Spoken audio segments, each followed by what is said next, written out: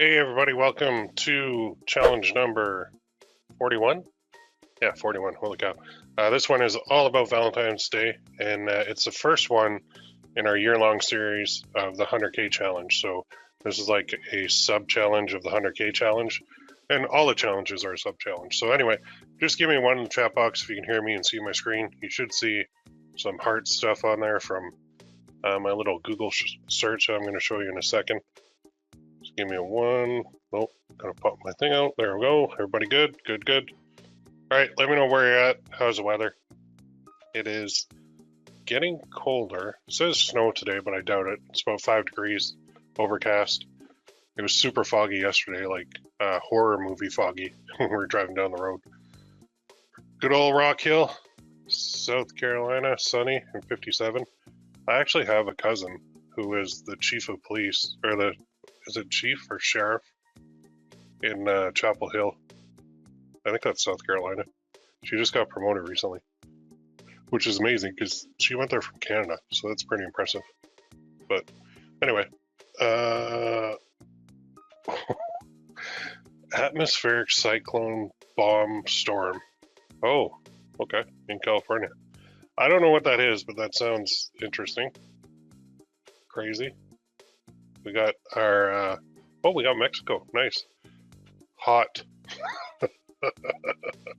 Oh, BC. We got overcast and crap as usual. BC figures. That's cool. All right, I'm going to dive in because we got a lot of ground to cover. So, as you know, this is our first kind of challenge of 2023. And for the whole year, what we're going to be doing is basically adding our products to Etsy and Shopify with each one. So we're going to move a little bit different than we usually do in that we'll just be uploading to 2 different platforms instead of 1. And somebody asked me, why not just focus on one or the other? The reason being, it's the what if factor. Like, what if something happens? What if Etsy suspends your account, which can happen? What if Shopify suspends your account? What if you want to run paid ads more and you want to rely on free traffic?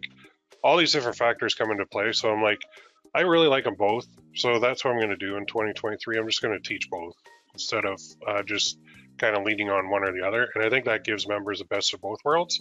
And it gives you a lot of options where you'll see a lot of the differences between the two. And some of it, one platform has big advantages over others and vice versa. So I like that. I think all the really big timer print on demand sellers that I see, the majority of them have a Shopify store. Now Etsy is up and coming though too, so there's a lot of up and comers there. So we need to focus on Valentine's Day. What this also opens up for us, so is we need to diversify like a little bit outside of the usual suppliers that we use. And one thing I'm going to show you right here in my email that you guys probably got. Find it here. It says, good old Shine On.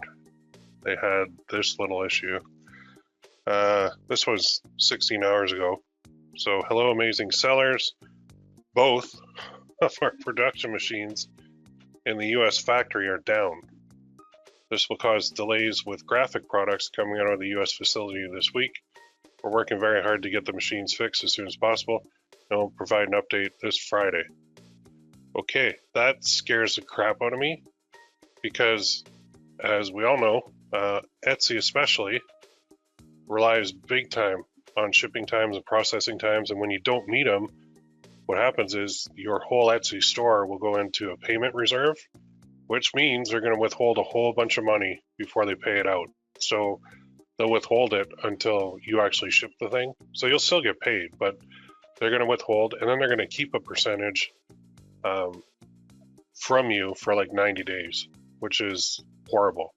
So stuff like this, when it happens with a supplier, and if you're only using them for an Etsy shop, it can dramatically affect your shop's momentum. So that scares the crap out of me. I don't like that. I hope they get it fixed. This is kind of a cryptic message too. Like, what's a production machine? And you're working very hard to get the machines fixed, but you say both of your production machines. So does that mean you have 2 of them? that you're producing all these things with, and what exactly does this entail? Is it message cards? Is it, I'm assuming graphic products means message cards, but why not just say that? So that scares me. That makes me want to make sure that, like, I'll still use Shine On, but I need to be diversified, because if I get a message like this, I'm pretty much going to go to Etsy, and if I don't hear anything good tomorrow, I'm going to be like pausing all my listings that have Shine On attached to them, because I don't want to be getting sales where I can't fulfill them, because it will drag my store down, where I'll be getting longer processing times, and then it's bad overall. So what do? Well, this is where you go with other suppliers, and there are a whole bunch out there. And this is, you guys know this one is my new kind of favorite. These guys. I like these guys. I've been talking to them a lot. I'm going to be doing a lot of business with them, and they got a lot of products too. So this is where I'm saying we don't have to limit ourselves to just this type of product anymore, although they do have the message cards. They also have bracelets, but they've got all this other stuff too, like clothing, kids clothing, loungewear, home and living, accessories, wall art. They've got all this cool stuff, drinkware. So you've got your mugs, your tumblers, your see-through tumblers, your wine tumblers, all of this cool stuff that we can now use. And just the whole point of it all is to diversify our listings. And if we get into something like this, I'm just going to show you. These are great, right? Where you can do, there's two routes that I'm looking at with these for like wall art. That's using artificial intelligence to generate the art for us and then sell it. Huge. You don't even need an artist anymore. So that's one route. The other route is these, I'm gonna go here, see if it'll come up. Personalized gifts on like places like Etsy or Shopify. And it's not coming up. I want to find the one. Personalized gifts are huge. So let's find that one that I found the other day. There it is. Stuff like this. This is just wall art. So what somebody would do is they would send in the photo, and then you run it through a little software program. It'll spit this out, and then they've got the, you could sell this as a digital download, or you could sell it as wall art, where you can actually do all these options with like frame posters or canvas, or even these wood photo stands, or metal prints, or tapestries, or whatever you want to do. It just gives you, there's so many opportunities out there right now to do a lot of different things besides what we usually do. And that's what I'm looking at in 2023. I also really like the fact that we know companies like Shine On and Gear Bubble have sold a ton of this jewelry, right? Tons and tons and tons. So if we can come in and give people a new necklace with even all our old winners, now it's something fresh and something new. And like I can see this one, these twin flames interlocking hearts, I can see this doing really, really well. Because I know the interlocking hearts from Shine On do really well, and so does the love knot. But that's just a different variation of a love knot. As well as you got initial ones, which are super cool. And you got Jesus ones, faith. That little heart one, I think that'll do really well. The birthstone stuff works, always works. And another heart one. So there's a whole bunch of options here. What we're going to do today is kind of sort through a couple that we want to focus on for Valentine's Day. And obviously what we want to look at is gifts that people can give. And it's not just, it will be this, message cards 100%, because these work really, really well for Valentine's Day. But we're also looking at things like tumblers and that sort of thing as well. Just that we could be using as upsells too. So when somebody buys our message card, we can offer them an upsell of a tumbler or a mug or a wine tumbler or whatever it may be very easily. Somebody was asking me about clothing on the Valentine's Day side, and I'm still not a fan of clothing, because it's just Valentine's Day shirt. Go on, try that. I think I found something here the other day. Like, you just get size issues where people constantly buy the wrong size. But that said, this stuff sells so well that it's just crazy. Like stupid ones like XOXO or this hard stuff or love or I love you a latte, whatever. That one's a little bit more complex, but you can actually buy that design even right here on Etsy, or that hard thing. So if I'm looking at just jumping into research here, clothing is not my favorite, even though I know it works. And you could still sell like t-shirts on Etsy and sweatshirts on Etsy, and they do work very well. I'll give you, well, let's go through kind of my top 4 that we're going to be looking at, and we'll do some research. We'll put together our page just so you're expanding outside of the norm. Might even be 5 that we covered today. So the first one we're going to look at is the shirts, and I'm thinking, you know, I know those t-shirt things work, and this is locking up on me, so I'm just going to reload the page. Could be that. Oh, I want to keep that one open. Okay, so let's go products. So we're going to dive in. And I'm going to do a little separate kind of spot on in the forums for like how to open a Shopify store and how to open an Etsy shop. I know most of you already have one or the other, so there will be a video. I've got a video on how to open a Shopify store already. I've done it in a lot of the previous challenges, as well as an Etsy shop, but I'll do up an Etsy shop one like start to finish and put that up for everybody to view. So looking at, you know, we're like, what's selling, right? So pocket custom portrait photo, man, 22,297 of these sold. So let's have a look at this one just to see. And this is, again, this is a portrait from photo, and what they'll do is they'll take that image, they'll run it through a program which will spit out the outline, they'll slap it on a hoodie, and then they'll charge for it.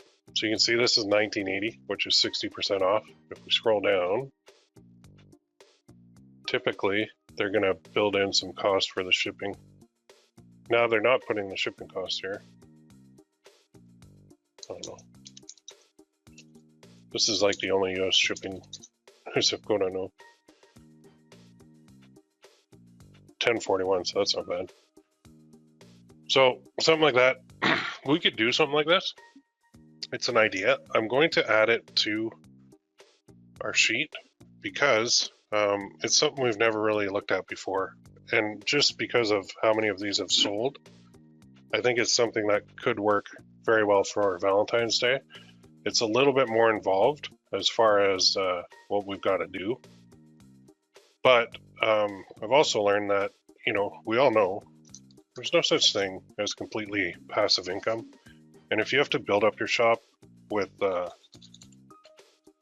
some customized stuff or personalized stuff, that's fine, because once you get it going, you can turn that off if you want.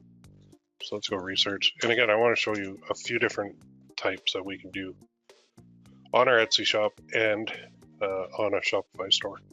I'm going to grab that, and we're going to do the good old, the usual. Take that.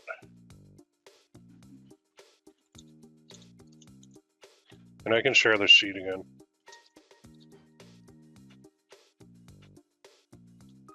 I'm just going to go like that. And again, got the image.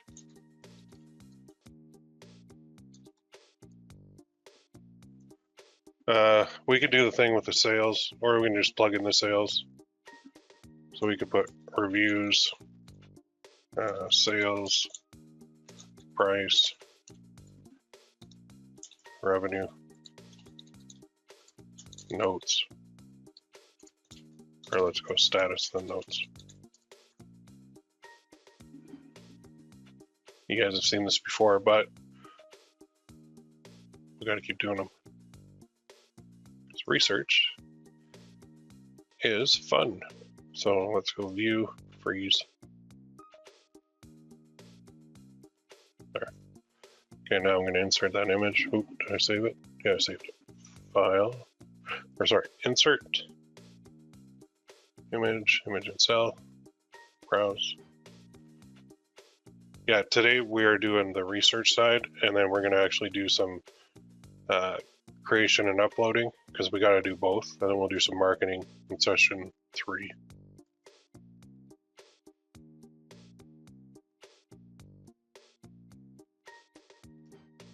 Man, too many of these now. I named it wrong. Oops.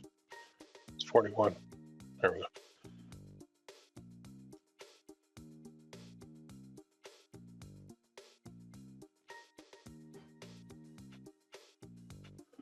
This one had 5,160 reviews. So sales is going to be that divided by 0.15. So I'm thinking it's probably about that much, although the other program's saying like 22,000.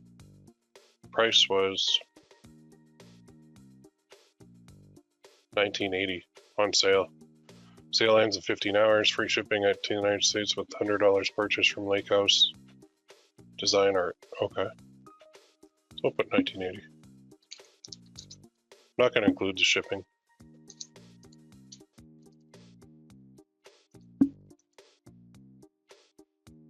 Oh, did I do that right? E2.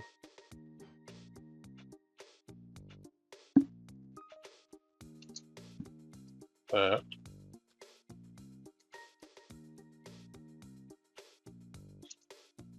That's better. So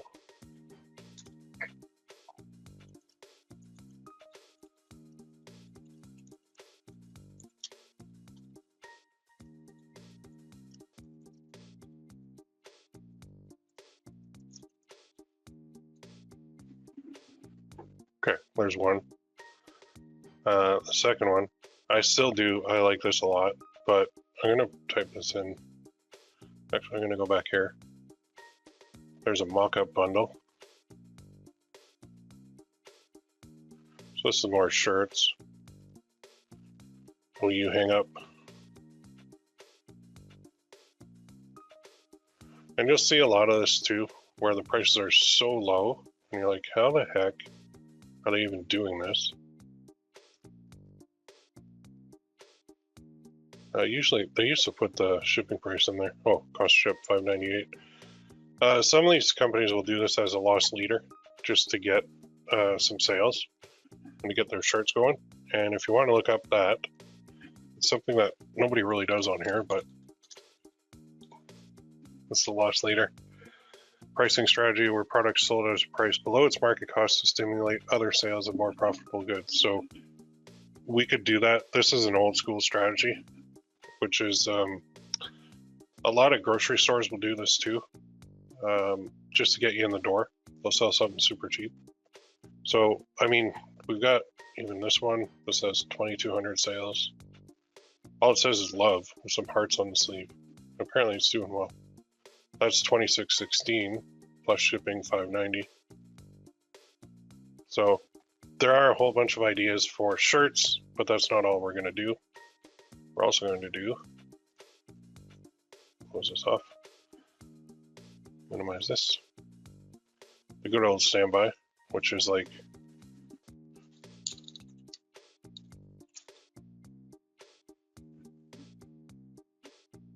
these. So we can do a ton of these. If you want to look up what's working, just run this through again. See if we can cherry pick the best one. I'm going to show you a tip on this. So, personalized name necklace. Well, yeah, we could do that too. Not that with that many options, but we could do personalized. Shine-On's got those available. There's a personalized one. Let's scroll down to the first message card that we see. Which is coming, I hope. There's one. To my soulmate. This one's pretty new. It's got some reviews. So this is probably a newer store, 352 sales. But to my soulmate, if I had one wish, it would be turn back the clock so I could find you sooner, love you longer. Eyes, I have found my home. Oh, okay, so I guess I got to read counterclockwise Interesting. Day I met you, I found my missing piece. If I do anything right in my life, it's when I gave my heart to you. You're my life, my love, my best friend.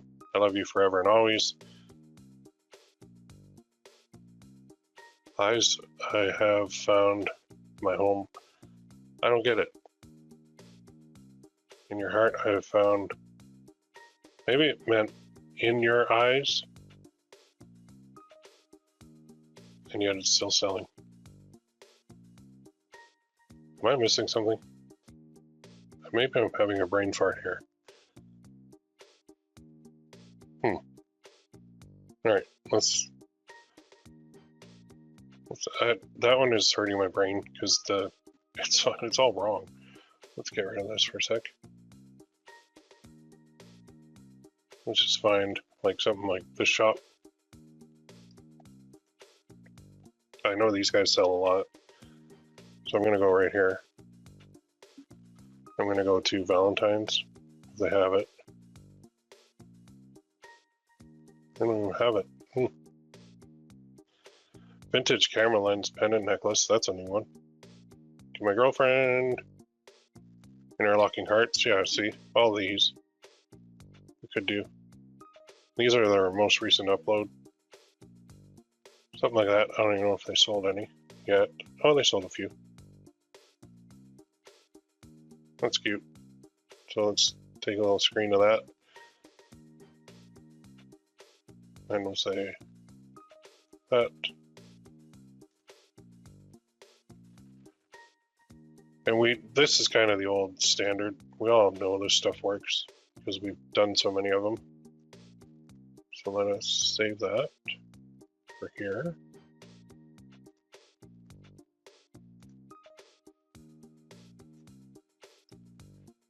And the cool part about this challenge too is it's kind of like pick your pleasure. So if you want to do clothing and focus on that, go for it. If you want to do message cards and focus on those, go for it. If you want to do like tumblers, focus on those, go for it. So it'll give you a bunch of different options. And the reviews on that was, I think this is a new one, 25. And the price was, and then all that. Oops. Control.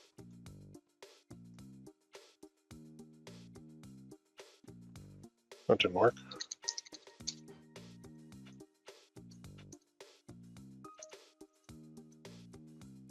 Still, that's not bad. It's got like 167 sales. 8,331 bucks. That's not bad at all. But here's what we can do. So I'm going to take that. It says to my girlfriend, if I could give you one thing in life, it would be, oh, sorry. I would give you the ability to see yourself through my eyes.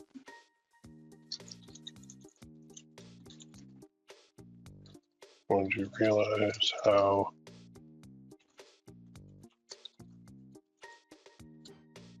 okay, so I've showed this before, but copy that, go here.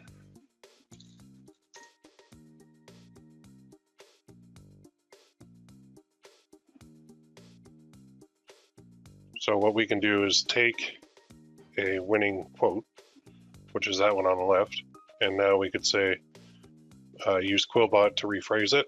So if I could offer my girlfriend one wish in life, it would be to allow her to see herself through my perspective. You wouldn't understand how precious you are to me until then. That's weird. Let's do it again. To my girlfriend, if I could grant you one wish in life, I would let you be able to view yourself from my perspective, then you'd understand how precious you are to me. That's not bad. But you just keep hitting it until you find something you like. And you can just pump out, like, basically unlimited.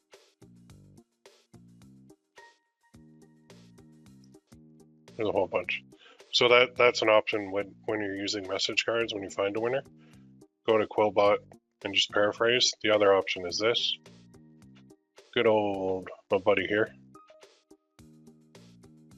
So write a greeting card to my girlfriend for Valentine's Day that will make her smile.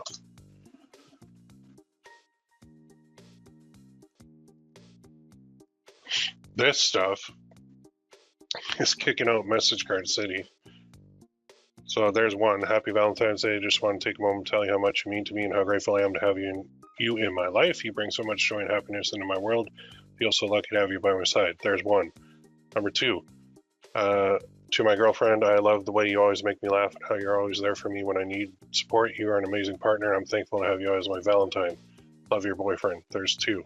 Three, to my girlfriend, I hope that today and every day you feel loved and appreciated. You deserve all the happiness in the world. I'm so lucky to share it with you. Love, your boyfriend. There you go. Boom, boom, boom. So there's two ways, and then there's the other way.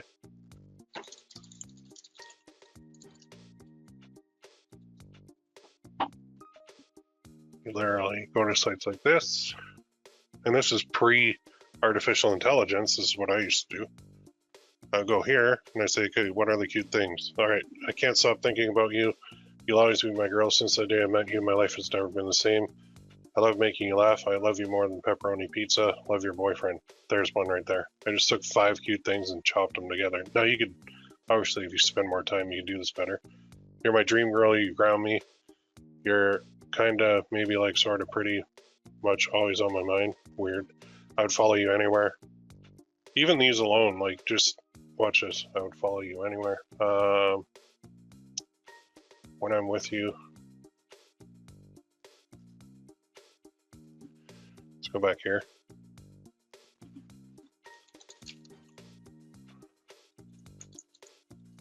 Paragraph based on this sentence.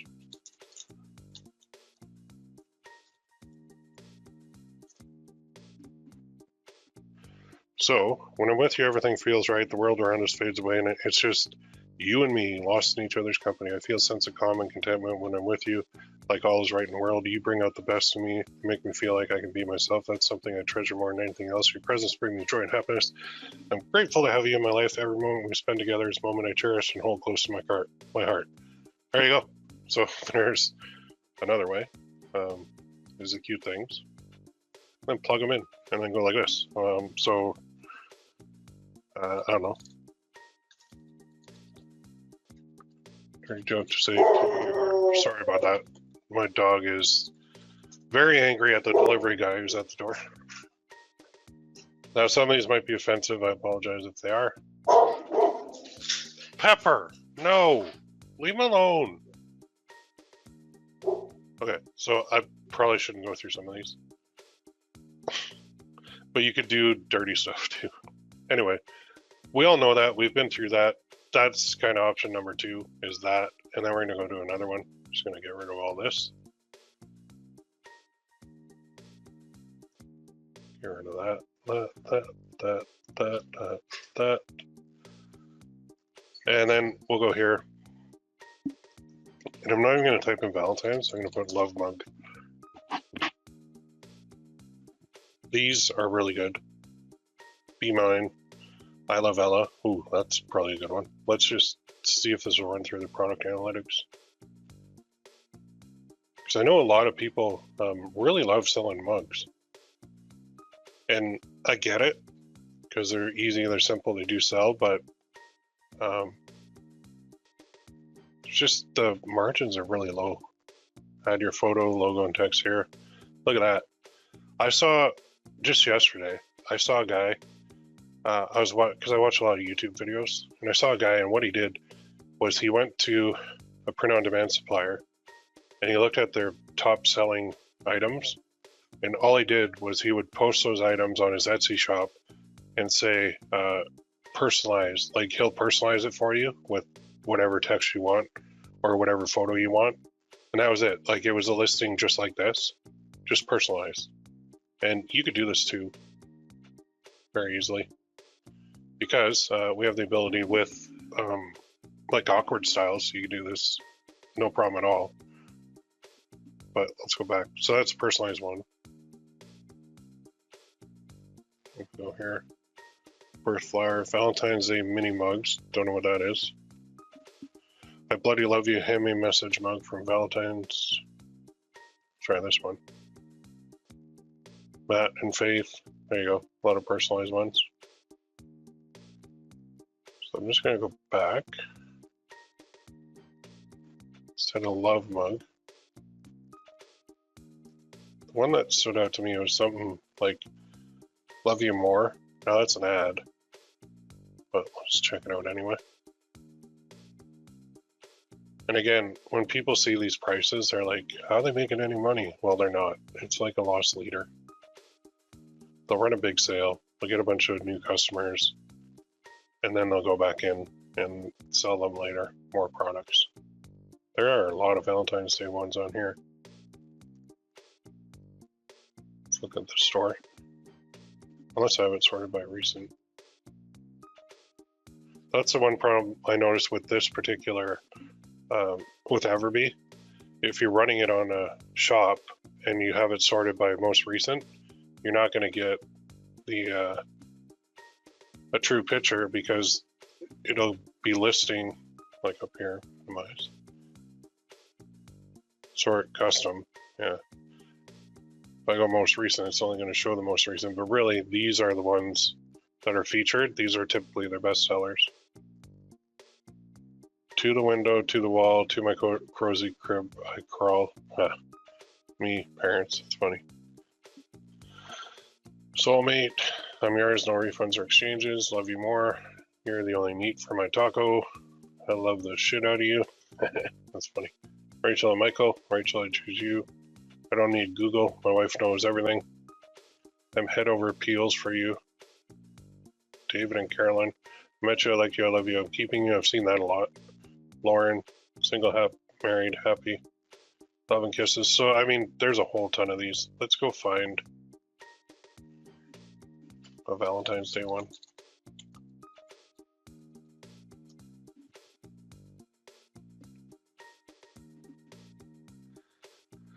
The two mugs. That's kind of cool. This one keeps standing out to me because it's so simple. It's got 5 reviews, but custom name mug. I love custom mug. Valentine's Day gift. Custom mug, gift for her, gift for him. Personalized name, coffee mug. I think something like that could work.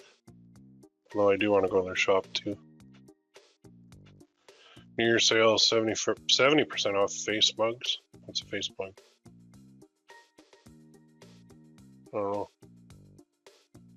Gifty Ave.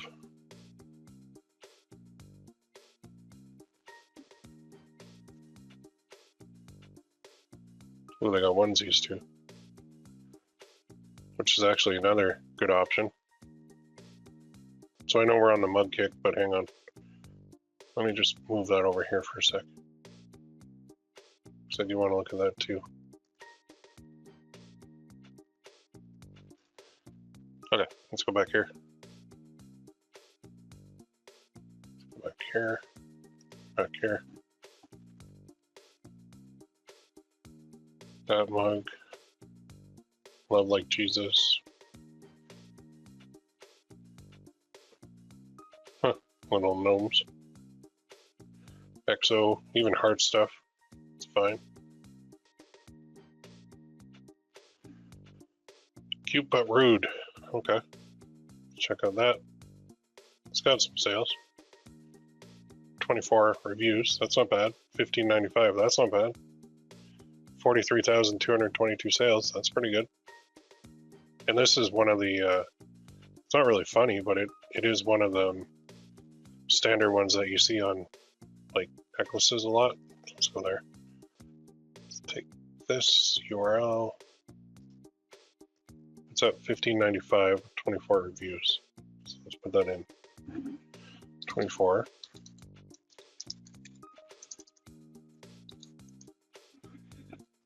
Okay, and then let's insert that image.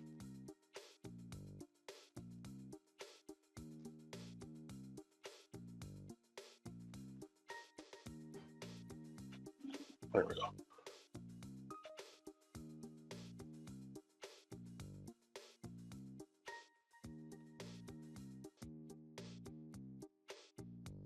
Copy that formula. That's decent. About 160 of those sold. 2,500. That's not bad for revenue. And again, we could run that through like Quillbot, or we could use ChatGPT. Why can't I say that? Watch this though. Write text for a funny coffee.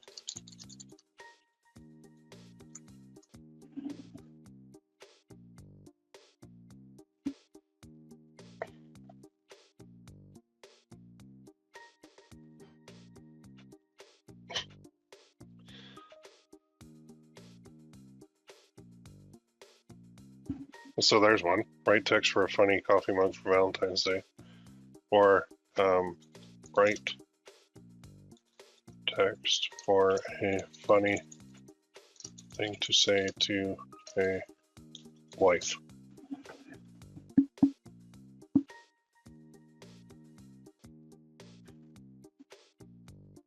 There you go. You could use those for Valentine's Day too. Yeah, like I wish we had this friggin' tool like years ago when I started. Because coming up with the quotes sometimes is the hardest part. So I'm just gonna put a note on here.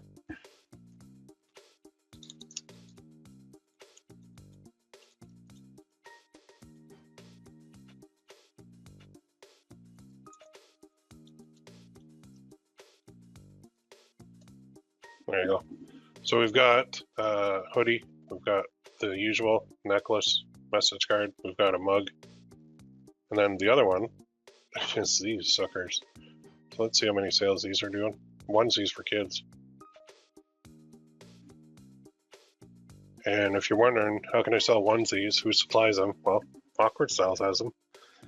Now on Etsy, I think some jackass tried to trademark the term onesie and is claiming it all the time on Etsy. So you have to call it like infant bodysuit or whatever. So stupid. But I'm pretty sure there's some onesie person who needs like a hobby that did that. I hope it's nobody in the group, but if it is, man, don't do that. Just gonna try and run that again. Load, Everbeat, load.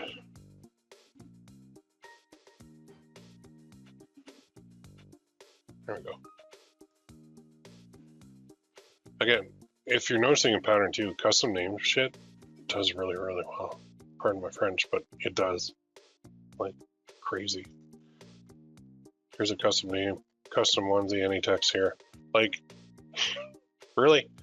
Okay, well that's selling like crazy. So we never really do this, but I'm going to throw this into the ring for you guys, because based on what I saw on that little YouTube video, and now I haven't really gotten into this, but I am now. I'm thinking, are we, and this is just thinking out loud, do we overcomplicate things when we're like, I got to come up with 45,000 different phrases and I got to make sure, it works? And what if we just put up products and then we said stuff like that, like they're saying here, just here's a product, customized, custom onesie, any text here. What if you just did that? Like, how many sales would you get? Yes, you're gonna have to process them. Yes, you're gonna have to do a little bit of extra work. But if it meant jump starting your store to the point where later on you can shift away from it, or keep it going, hire somebody to do it. Like, what if, right? So I'm gonna go here.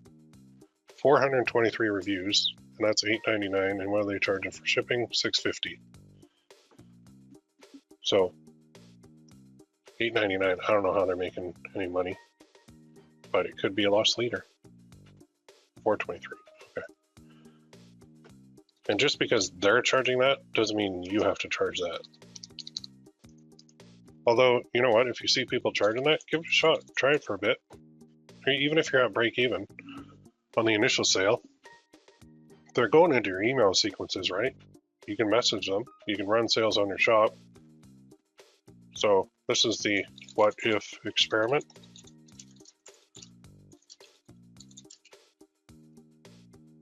And said, hey, we will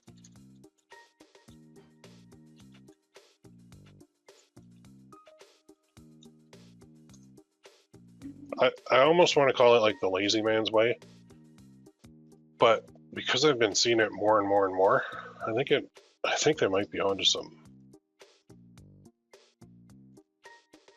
25 grand just from customizing some onesies and building up your store. And we all know the biggest struggle with a store, especially on Etsy, is trying to get the momentum and trying to get the sales and trying to get people in the door. And if we know that something like personalized gifts is the thing that's doing it, which I can prove by going here, going to eRank and just log in. But if we go to trends, trend buzz,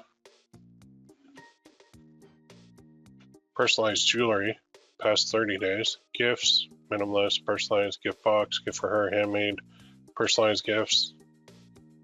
Let's go. See if this changes much. Usually personalized gifts is at the top.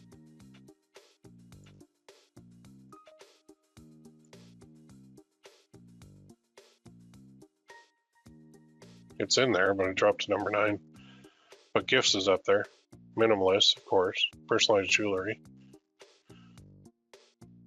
So think of stuff like that, where you're like, I can personalize this stuff, make it work. And I'll tell you too, with a mug or a message card or the hoodie thing, if you do the little extra work, what you're doing is building a moat around your business, which is a good thing, because people can't really come in and copy you if they don't know your systems, if they don't know what software you're using, if they don't know anything else about it. There are a few customization software tools out there that can hook into an Etsy shop. They can also hook into a Shopify store. The difference between the two is that Etsy will not allow them to send the image file direct to the print-on-demand supplier, whereas Shopify will. So just the difference between the two companies.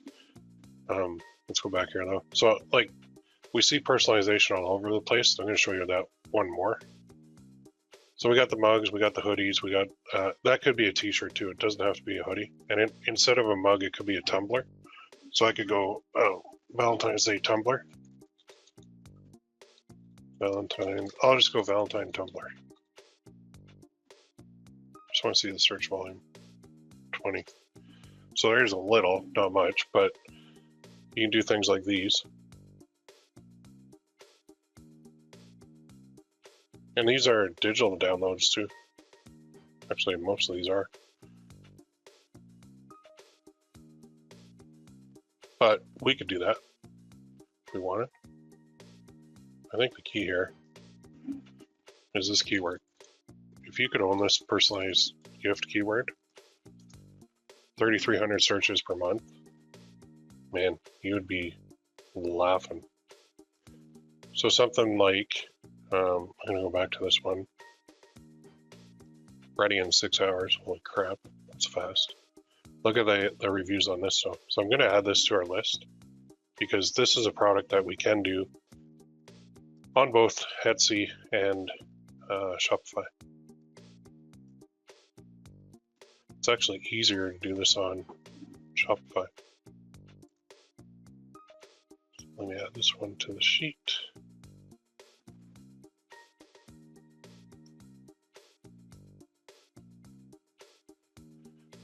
$7.20 free shipping, but I think this is, let me look at the description. I'm special, so easy to get. Simply pick the number of characters, enter the background color, and send me your photo via Etsy message. That's all. The photo selected will be illustrated by hand and sent to you. I don't believe that part. Or maybe hand with the, Command changes, simple, place an order, pick the number of characters. What do you mean characters? Oh, like people? Number of people or pets. Oh, here we go. Oh, I see what they're doing. If it's 1, it's that. If it's 2, it's that. If it's 3, it's that. Okay, so... Oh, that's interesting. Hitting that old drop down. So that 2 is 960. But what are they getting? Are they getting a... I will get your photo turned into a modern faceless portrait and send it to you to confirm in less than 24 hours. I hope you love the artwork. Otherwise, make unlimited revisions until it's perfect for you. That's all. Enjoy the artwork. Okay. Puno. So, it's a digital download. Nice. So this listing doesn't require any company. All it requires is you to find software that does this. That's wicked. So let's call it 960 for that one. 1676. Okay, so 1676. And the note here is digital download, no POD company needed, just need to find software to do this. Now, I'm not going to hand you everything on a silver platter. I want you to do some research first, but I will tell you they do exist, okay? So your homework, part of it, is to go find that company. There's more than one. And then if you struggle, I'll reveal it in the next training session. Because I can tell you, yeah, holy crap. So $107,264 based on 2 characters, based on 11,173 sold. That's all profit, by the way. Well, minus Etsy fees. That's wicked. So you get their picture, run it through some software, get the results, send it to them, you're done. Like, yeah.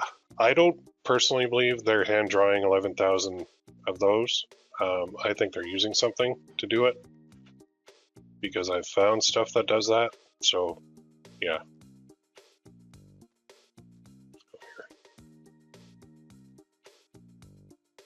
That's like a perfect Valentine's Day gift too. So digital download, there you go. So we've got 5 product options. I'm gonna take some questions now. I'll share this sheet with you guys in the right below the replay in the group. But yeah, why didn't I? Okay, let's just review. Hoodies, message cards, mugs, onesies. Can be custom, doesn't have to be custom, but custom seems to work. And that's the old what if experiment. You know, what if we just took a product and said customize it with anything you want for text. Okay. And then this one is kind of my favorite, I'll be honest, because it's a digital download. There's no middleman. There's no other company involved. There's no base cost to that. It's just the cost of the software and your time. And who wouldn't spend a little bit of time every day if you know you got like $10 for it? So I made $10 minus some Etsy fees. So what, $8, $7 every time I did one? Well, if I did like 5 a day, that's 35 a day. If I did 10 a day, that's like $70 a day. Well, now I'm looking at, okay, well, I got a couple of daughters here that could probably do this for me for like $2 each. So now I'm outsourcing the production to somebody else, and you know, it's all good. There's just the other benefit is it's really pumping up the sales of your shop and getting your shop noticed, so that when you do put the higher margin products on it, like the jewelry or a hoodie or something else, you're really going to get the sales because now you have the attention of Etsy in this case. Now on Shopify, we could do other things that we can't do on Etsy, such as that particular one that I have highlighted there with the 2 people hugging. What if I did that, I put it on my Shopify store, and then I ran TikTok ads to it, or even Facebook ads to it? What would happen then? Like, this is just a product that is thriving on Etsy. Is it thriving everywhere else? So I don't know, maybe we can be the first to do that. Even the custom onesie. What if we took that, put that on Etsy, right? Got that all taken care of. Then we said, okay, let's take the same product, let's put that on Shopify, and let's run ads to it. Now what? Like, I mean, we're not charging very much, but we could charge a little bit more because it is custom to do so. So there is a lot of flexibility here, and there's a lot of stuff that we can do, and a lot of stuff that we've never really done before. Now, I have showed you in the past how to do the custom stuff on Etsy, but I can give you a little refresher in the next one too. So I'll take some questions, and then we'll kind of close her off. There are a couple coming in, which is good. Saying about Shine On, I think graphic products are the ones with images printed on the product, like their keychains. Okay. I hope so. I hope it's not like message cards. Sorry I'm late, could not find the link. Did you say Shine On's down? No, it's not down. They just sent an email saying their 2 production machines are down and they'll update us tomorrow, which I don't know what that means. Read from left to right? Oh, okay. Yeah, so read counterclockwise. That's weird to me. I mean, when I used to make circle necklaces, I always read clockwise, but I don't understand what that one said either. It didn't flow. I think they were missing some words. Read the left column all the way down. Okay. If you can't type fast like me, you can use this for free. Brandfolder.com, workbench. Ooh, we got something here. Got a tip. Let's try this.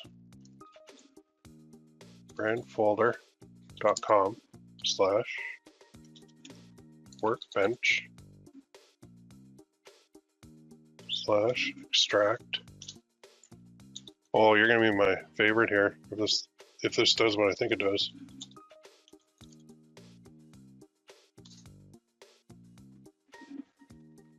Oh, ooh, I like that.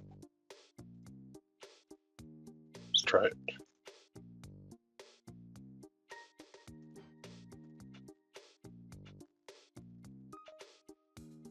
Well, close. Yeah, to my girlfriend, if I could give you one thing in life, I would give you the ability to see yourself through my eyes, only then when you realize how special you are to me. Right on. Love it. That's cool. I'll bookmark that baby. Put that on the sheet too for a sec. So I have that for later. Very cool. Thanks for the share. Love it. That will save time. Big time. Yeah, even the long ones that you get, I hate typing those out because I just want to extract them. So you can just extract it and then just run it right through Quillbot and Bob's your uncle.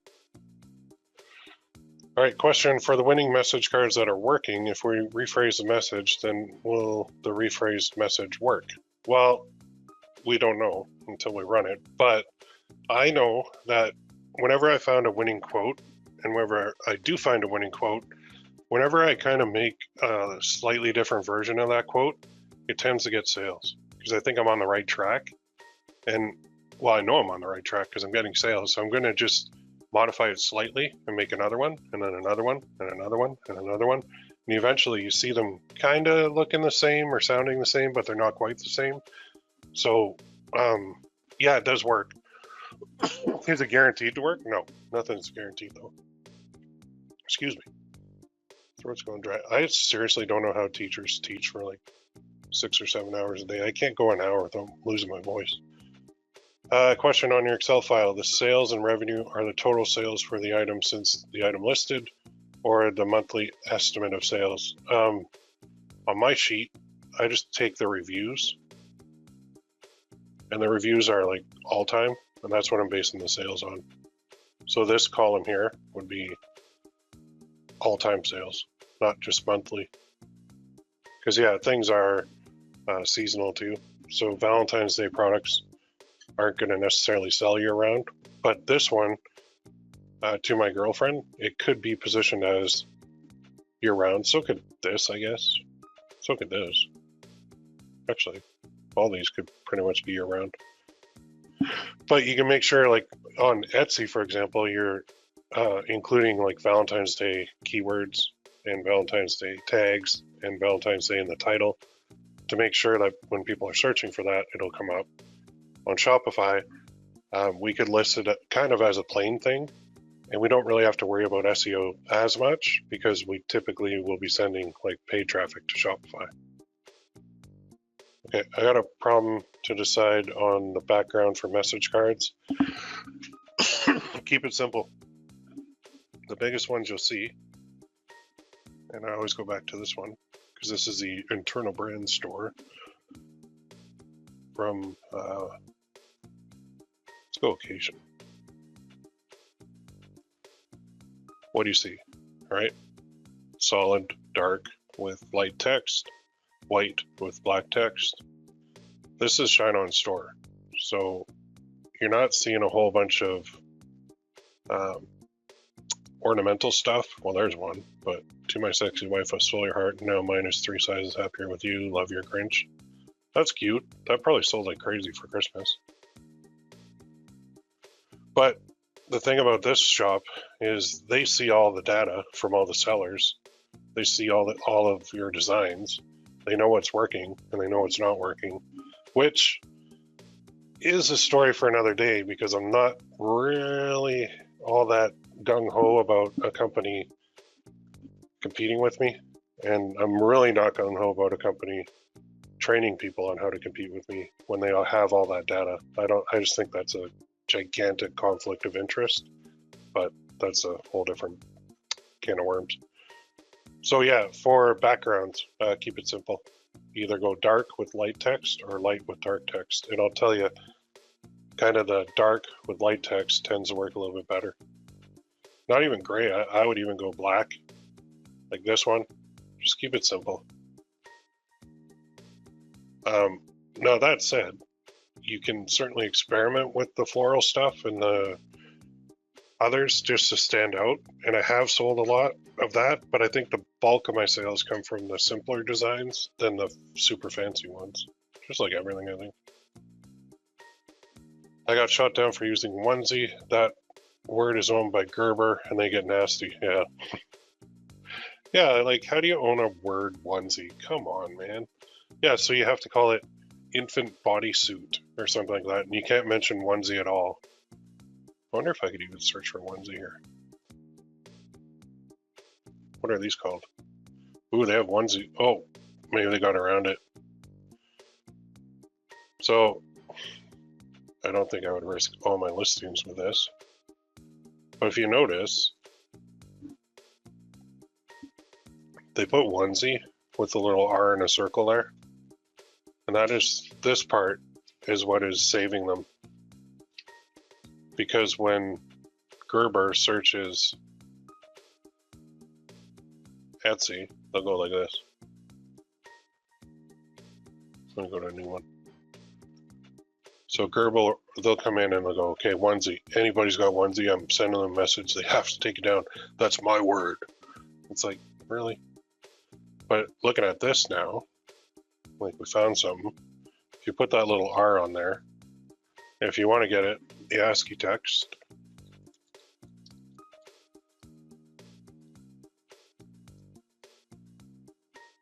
It is, press Alt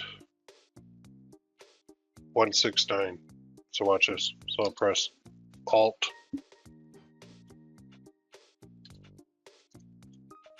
That's not it. Okay, press Alt.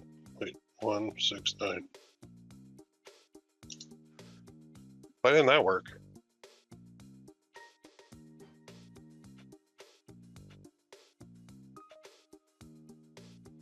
No way. Control Alt R. That didn't work.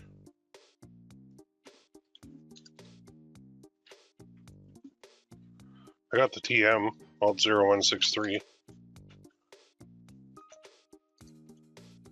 I got the C, Alt 0169. It's in here somewhere. There is an ASCII code for it. You have to put a 0 in front of it. Alt 0169 is actually copyright. Alt 0153 is TM. There is a way to get the R, but I guess that's a way around it, because looking at all these, yeah, Look at they all have the R on it, and they're all up, unless they're about to get taken down. How many pages we got here? Oh, there's like 8 pages of this. Let's go to page 6 and see if it's on there. Yep, there you go. There's your trick. Do onesie with the R, or if you can't type the R, just go to a listing that has it, like this. Just copy the R. If I copy that, I should be able to paste it. Yeah. There you go. Trick found. Awkward has a Gerber bodysuit where you can use onesie. Oh, okay. Gerber trademark onesie in 1955. Holy crap. We should register trademark keywords and tags and sell them. Yeah, really. Actually sell Gerber onesies. There you go. So, yeah. It looks like this is working.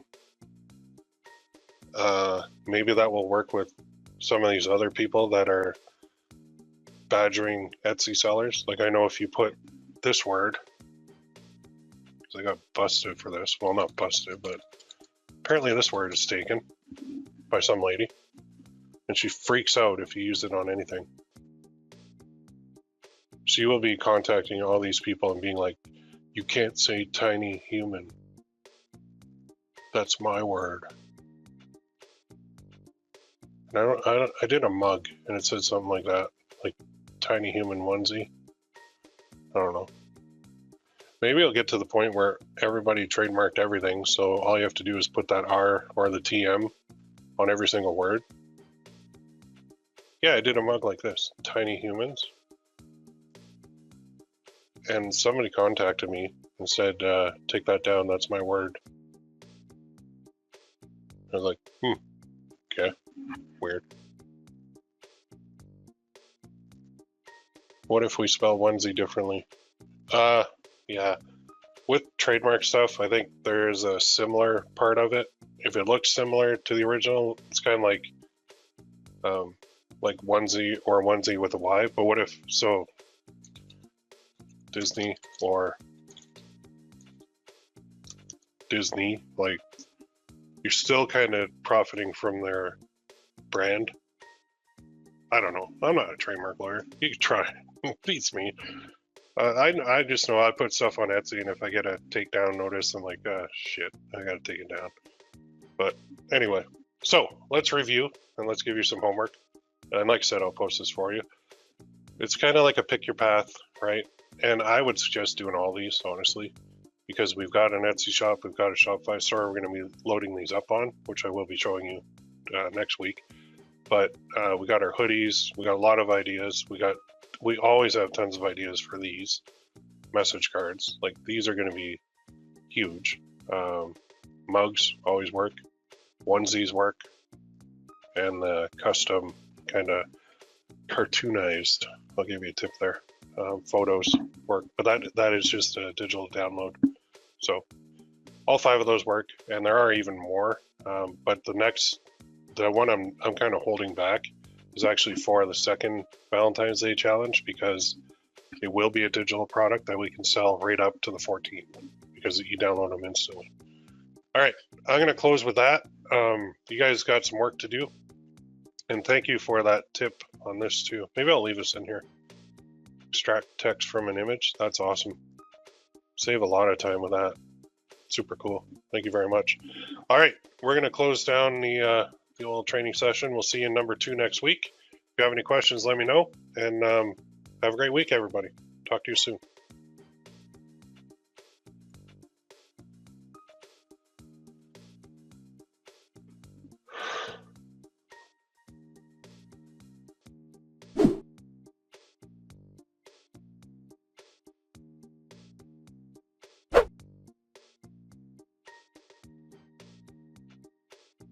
Hey everybody, welcome to training number 2 of 3 for the challenge number 41, Valentine's Day. And this is the first one in the series of the 100K challenge. And I apologize for being late. I had to restart my computer a couple times to get it going, which was kind of annoying, but that's how it goes. So just give me 1 in the chat box if you can hear me and see my screen. Should be able to see the Google Sheet there. And we'll kind of progress from here. Everybody good? Let me know if my audio goes out too. And then let me know where you're located, what it's doing. You can see on my bottom of my screen, it's 4 degrees Celsius and it's foggy, which is so weird because it was like -3 last night. And I had a couple of the boys over and had a late night, so I apologize if I'm a little slow today. So we got, yeah, I hate it when my computer crashed this morning too. It didn't like crash, it just, I went to the GoToWebinar thing and it just would not load, so I had to restart it. It's so weird. Morning looking good, right on. Rock Hill, South Carolina, 16 cloudy. San Antonio, Texas, probably hot there, I imagine. We got quite a few people on today, that's good. Vegas, a little warmer than Edmonton. Yeah, we were watching that game, Edmonton against Anaheim last night. Edmonton destroyed them. I'd love to go to Vegas. I'm going to go back there soon. I like that place. Lots of good stuff there. Okay, so I think to recap, in the last session, just diving in here, we're looking at like 5 different product types. And I think I gave some homework there where I said, go and try and find something that will do this. Did anybody find any apps or programs online that'll take an image and create a listing like this? Faceless portrait? Because these are becoming more and more popular on Etsy. I've seen so many of these listings. And I don't think people are doing this by hand, like I said in the last one, because with that many sales, that would be just hard. So I'm going to show you a couple things here.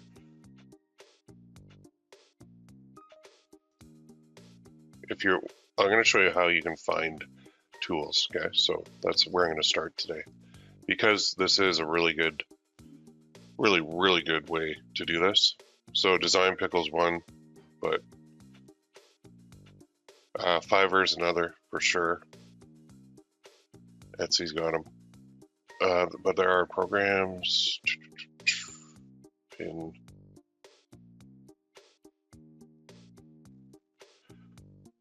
Custom. And I'll show you one I found. And I'll show you a way to do it on. I got it to work on Canva, but it was given like way too much detail. So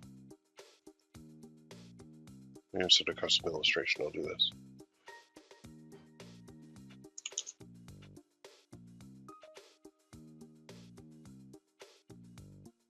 Was that it?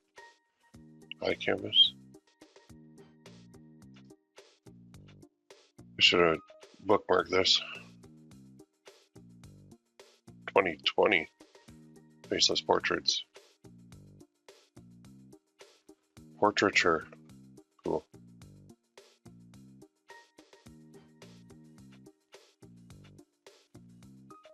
Well, I guess they're selling it on this? I don't know. Oh, generator. There it is.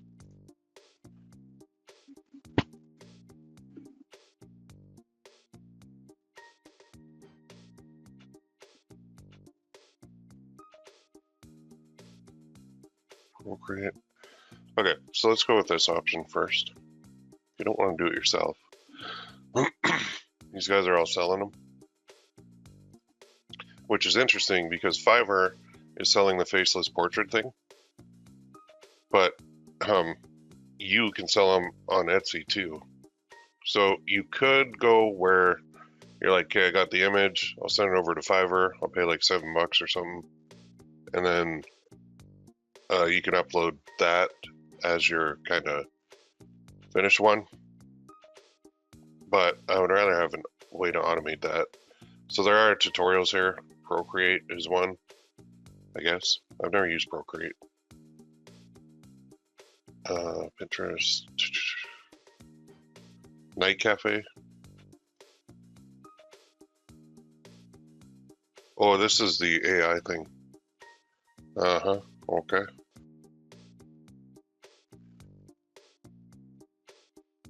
And there's one too, called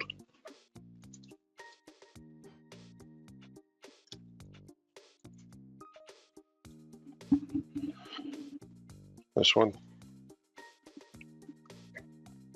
I think this is the one.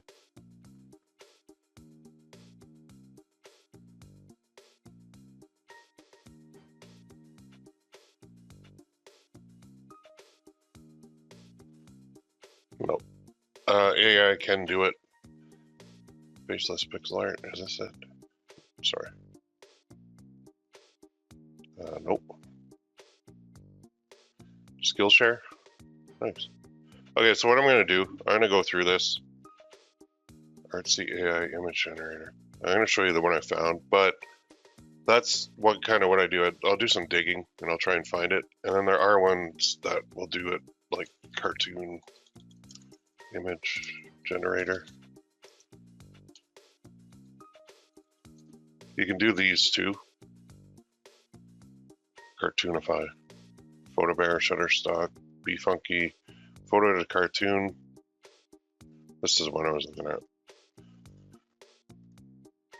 No, yes, this is it. So this is Color Cinch, formerly Cartoonize, but they can do it in here.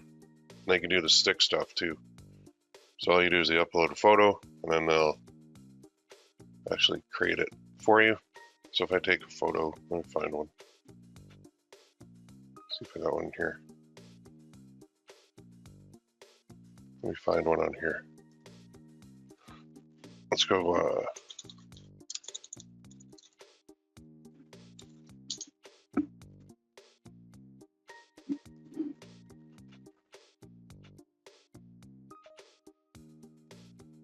There's one. That's pixels too, so I can use that.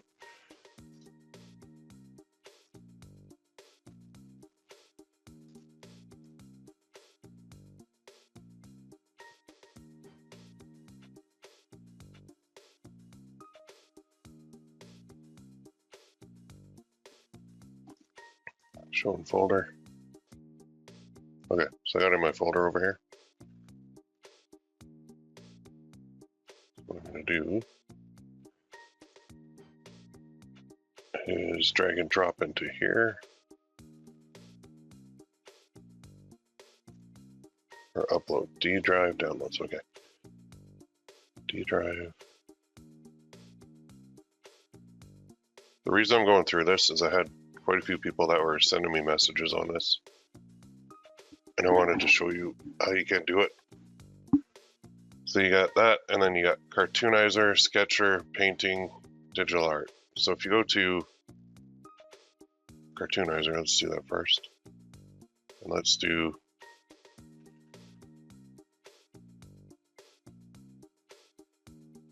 a whole bunch of options. Try that one. You just click it, and then it'll actually convert it for you. You might want to remove the background first, because it might look a little bit better. But there's also a way to get those image outline ones, like this. Well, it's doing it, I'll show you. Remember that hoodie? So we're shooting for that, but this hoodie one too, where you take an image and they do the outline, that's possible too. It might take a little longer because I'm on a call here. Yeah, that's not really what I wanted. I mean, that's not bad, but try the painting one. You're supposed to be able to adjust these too.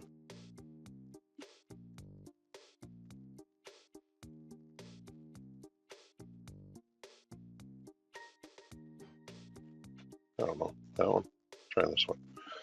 So you can tinker with it, play with it till you get it down. And if it is just a matter of you take the photo from like Etsy or Shopify and you go to here, create it, and then you upload it, you send it back to the person, that's a pretty simple thing, pretty hands off.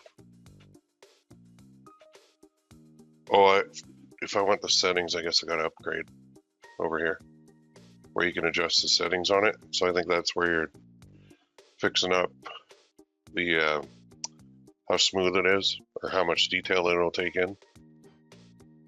So that's one app. I'm gonna move that over here while it's working. The other thing is Shopify. We can do this too.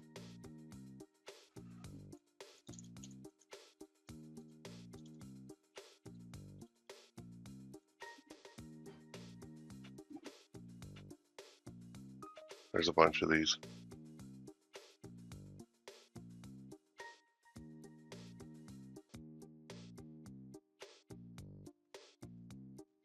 Oh, I'm getting stores.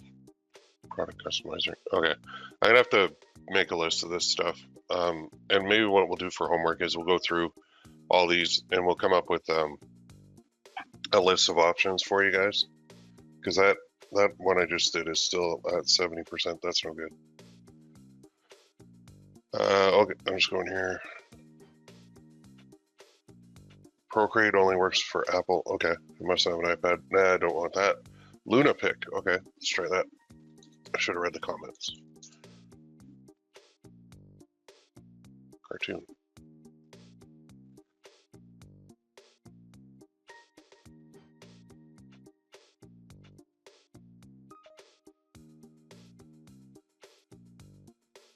Oh, wow.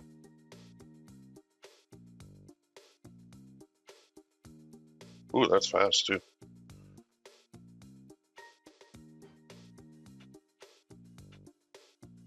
Yeah, that's quick and dirty. Nice, you got all the tools over here too. Oh, it's just like very similar to Photoshop. Filters, effects. Oh yeah, I'm gonna have to play with this one. Nice, good find. So lunapick.com. Borders, filters. Let's go back to effects. Blend, masking, gradient, swirl, kaleidoscope, color bars.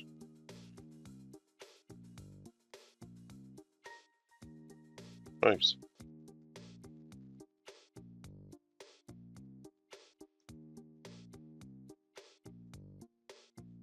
I hit coloring book. Yeah, that didn't really work. But I guess the coloring book one is what you'd be looking for that hoodie thing. Let's try painted. Oop, undo the set it.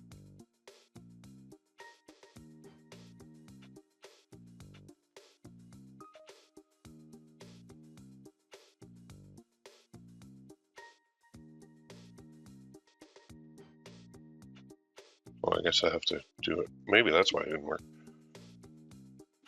Okay, let me try that again.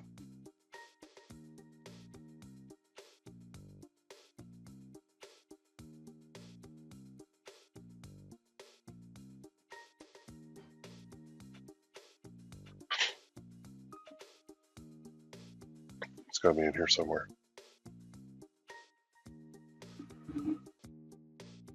I lost my cartoon.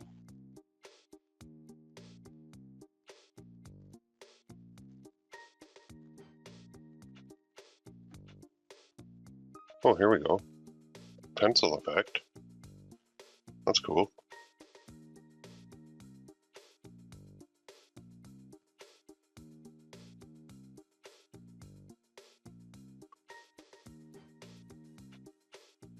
This thing's fast too. Oh, that's neat too. So you can, I mean, you don't have to go with exactly what you're seeing on Etsy. You can make unique ones. You can do a pencil sketch and say all that stuff. All right, let's go back here. So that one, I still got to find the right one for that. The onesies and the custom text stuff is huge. This is one other thing I found too with mugs. I'm just going to show you on Etsy here for a second. If you go here and you go to, what was it, custom mug? Show you something I found. Yeah, these kind of listings, like your words here, there's a few of them where people are just uploading the mug. I have one bookmarked somewhere that had like several thousand sales. Custom camping mug, custom mug, personalized name mug. It literally just says like your text here. There's one. Yeah, your design here, your text here. People are doing this now quite a bit, and you see that's got 1,020 reviews, and that can work because you're just uploading, like you're getting them to create the design and you're putting it on there. So that's an option too, especially with Etsy and also Shopify. And what I want to show you too in the next one is a customization program that I found that's very cool for both. But let's move along here. Okay, so that was kind of a sidetrack on the faceless stuff. So let's close this out. What we need is to get back on track. So close tabs to the right. So we've got some research done. Now, step 2 is we need your, like for this challenge going forward, we're gonna have, it's like a 2-prong e-com thing with Etsy and Shopify. So what we need is a brand name. So I'm gonna show you real quick how I came up with mine. So you can go like brand name generator if you want. And what I want you to do, as we've talked about before, is come up with a business name generator, like a just brand name. And one word is best. And if you can make up the name, it's even better. So you can also go here, one of my favorites, and say, oops, I log in. Bummer, it's down. Crap. You can use this in order to come up with your brand name.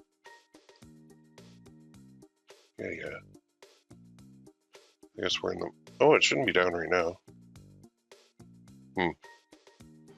But you can use AI to come up with your brand names, and that's what a lot of this stuff is doing. Damn it. So, well, let's try one of these. Name Fatso. Okay, that's funny. See that? That's a brand name. Name Fatso. Like, perfect. So, add a word to generate. If I.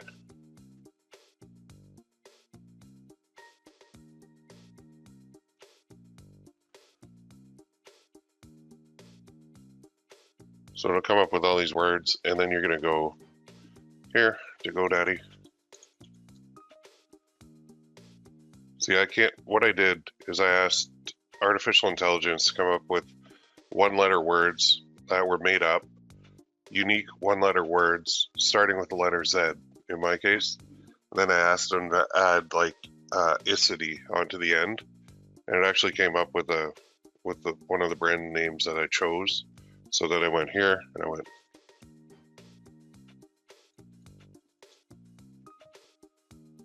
and yeah, it's taken because it's taken by me. So I bought this, and then I went to Shopify and I hooked it up. So I got my Shopify store kind of ready. Unless I got the wrong name. I just spell it wrong.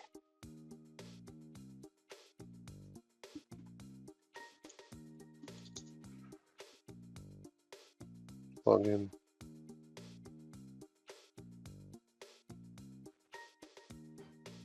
Nope, not that one.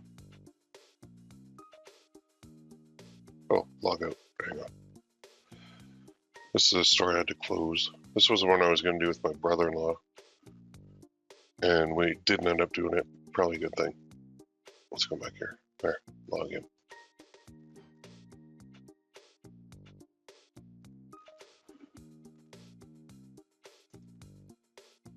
Switch account, okay. There it is. Zolacity. So for me, for my like 100K challenge for the year 2023, my Shopify store name is Zolacity. And guess what? My Etsy store name is going to be Zolacity. So I'm going to have them same name on both. I thought I hooked up the domain. But the way I came up with that name was simply, oh, I didn't even hook it up. Well, that was dumb. Well, let's hook it up.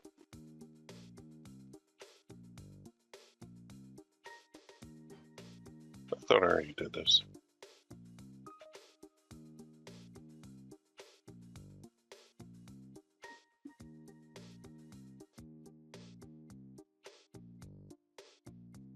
Really?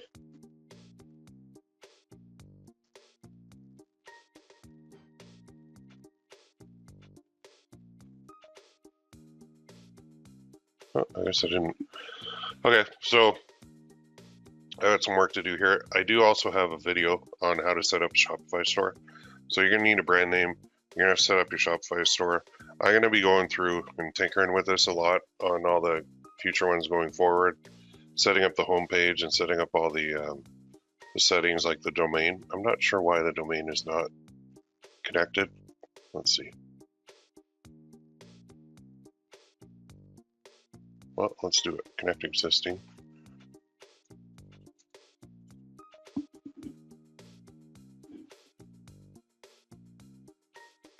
Let's connect automatically. So it should take me into GoDaddy, connect. Okay, that was easy.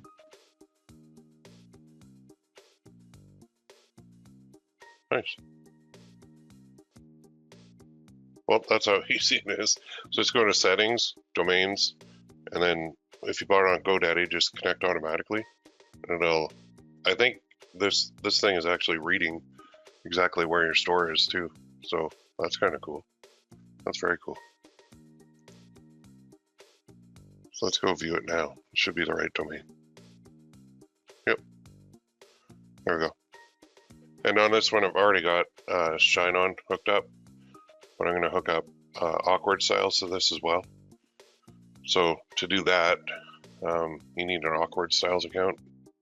So let's go here.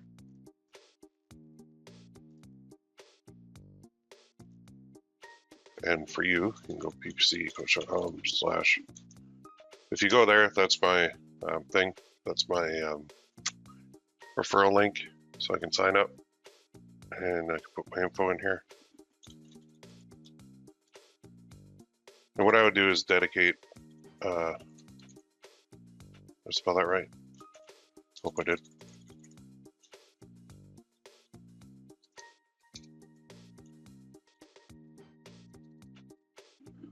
So I do want to show you how to hook this thing up so we can actually upload some products. And here we go. As soon as you get in here, I can connect Etsy and Shopify and WooCommerce. So I'm going to connect. Make sure you're logged into Shopify. Hit connect. And it'll bring you over here. We're going to add the app. In here.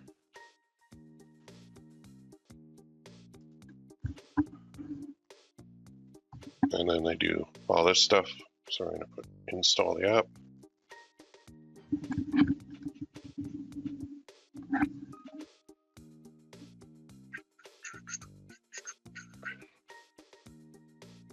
And we are connected. So now we can add products, view products, do whatever we want. So I think, can't remember if I made a design or not from one of these. But let's say I wanted to do this, like custom onesie, I could do that. I could create a little image file that says custom onesie, any text here. And I could add that to my Awkward Style store. To this back end on Etsy and Shopify, and I could push it to both. And then when orders come in, they come in here, and we can see them under our orders tab. Now I do have to connect up payment under billing, payment. You have to add a credit card, but I'll show you how to do all that too. So super simple. But Awkward Styles is great because they have all these tons of products. So they got, product catalog, there it is. Hit the wrong button. Product catalog, they got clothing, there's the onesies. Well, they got t-shirts.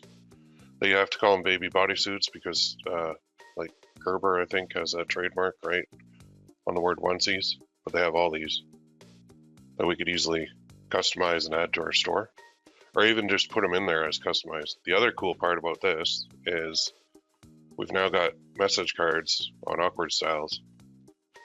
So the reason this is cool is, let's say we did the similar to Love Knot or something like, or I don't know, this first one. Say we wanted to add this. Well, we can set up this in Awkward Styles with a design, and it could just say like, dear Jill, and then you're the best wife I could ever have, blah, blah, blah. I love you so much. Love, Jack. And we could have it where on Shopify, they can customize it. And on Etsy, they can actually fill in the name and customize it. And then all we have to do is come in here in the back end once the order comes in and just update the image file with it saying like, Dear Jill, I love Jack. So we can do custom message cards too. The custom personalized stuff is a little bit more work, but it's worth it. Okay, so we got a store. Well, we got a brand name, we got a Shopify store. We also need an Etsy shop. So I'm gonna go through that real quick here before I get into an upload because we need both these. So let's go to Etsy.com. I think I'm logged in. I'm gonna have to log out of that one. And that one that I was logged into is actually the one that got a freaking payment reserve. So you're gonna go to Etsy, you're gonna scroll all the way down to the bottom. Sorry about that, somebody's at the door and my dog goes nuts. So it's sell on Etsy, we're gonna click that. Get started. Email address, this is gonna be this one.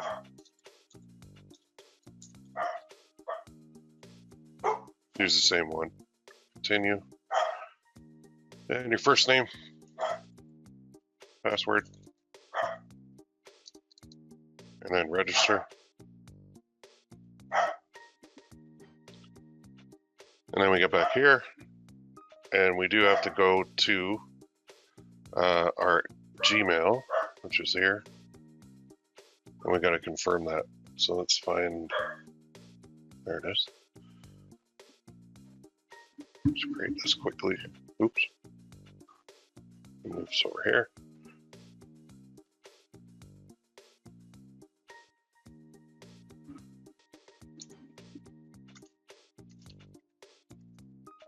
Oh, I can't type. I'm going to show the other screen for a second. Gmail.com.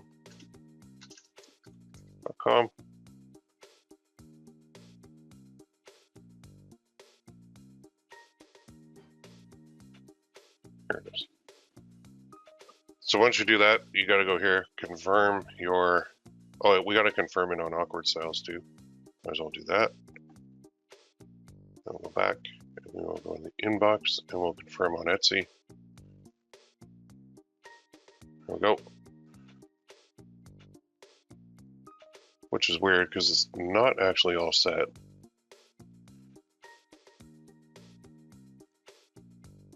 Well, I created an account, but now I got to go sell on Etsy.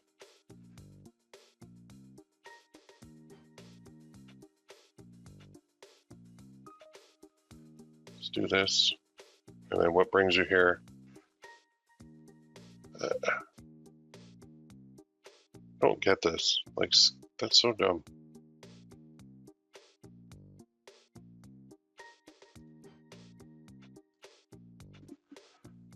And then we got to walk through this part, which I can't go to the banking information because I got to pull that up. Shop language is English, shop country. This is where usually I'll put Canada and Canadian dollars, and I have found that doesn't work very well. But from a banking side, if I put shop country and I put the US when I'm in Canada, then it's like a red flag because they look at my IP address. So I do have to put Canada. And so this conversion fee thing, currency conversion from Canadian or from US to Canadian, because they will not deposit into my, or wait, will they? Usually I have to put Canadian in here, but I'm going to leave it in US. The only problem is there's like a 2.5% fee that they tack on when they convert money. So if you're not in the US and you're charging in US dollars, it's really annoying. So I'm going to put English Canada and that. Shop name. Which is great because when you own that, it's good. It's super short and simple and easy and available on both. Well, I own the domain, but we need a fake little product here. I am starting to think if you don't put a real one in here, it does kind of, it hurts. You might get like the instant ban, but we can get away with putting a fake one in here. So we'll just try it. I just want an image of a coffee cup. So funny coffee mug. Just literally grab an image off the internet. Doesn't matter which one. There we go. Save as a JPEG. And we're going to upload, add a photo. I think that went to the image file.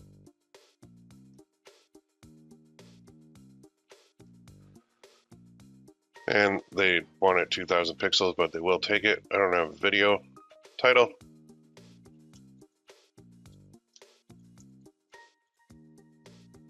That's what it said. Here's my employees. Okay. Who made it? In here, just put I did. What is it? Finished product. Made to order. Category.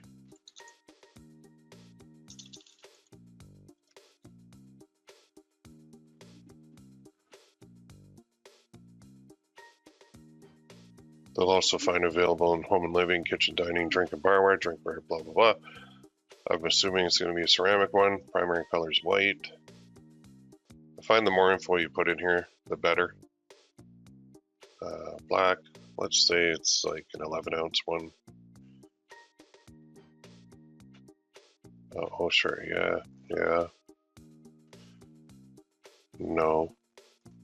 No. Don't have to worry about sustainability. Occasion is, I don't think it fits under any of these. Well, you could put birthday, I guess. I don't know. Nah. Yeah, doesn't really fit. Holiday. I always put like Christmas for my stuff. Graphic. Minimal.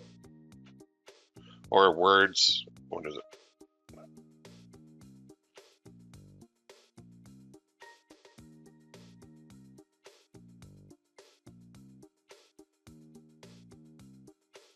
Just trying to find it. Phrase and saying, there we go. Renewal. I tend to leave my stuff on automatic because I find 3 months it'll go for, or is it 3 or 4? I can't remember. And then I don't mind spending like 40 cents or 60 cents or 80 cents over like a year to figure out if that works. That's fine. And then I'll put a description. This is where I would use like ChatGPT. I'm so lazy now, but there's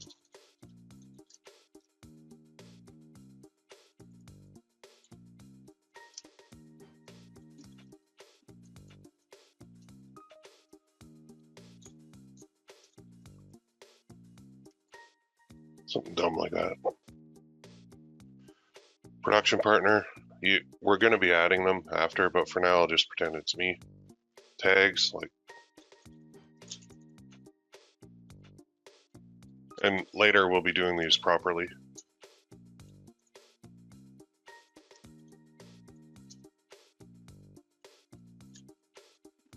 Which we all know how to do, and you got to do like 13 of them. Ingredients, you can leave that blank. Price.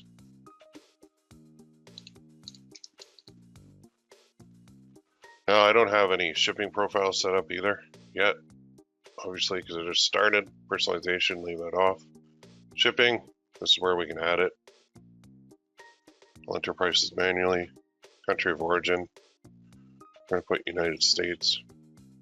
I'm going to put Beverly Hills because that's the only zip code I know. Processing time, I'm going to put 5 to 7 days. Now here, shipping service, I don't have this. So I'm going to put free shipping. Canada, free shipping. Everywhere else, free shipping. Okay. And I could actually save those as a shipping profile because that is what I'm going to use.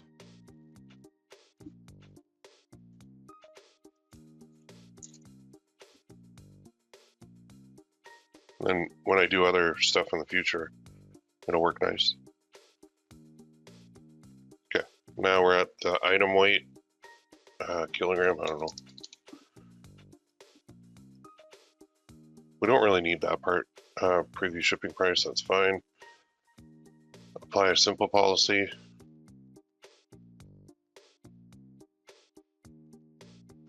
and save and continue.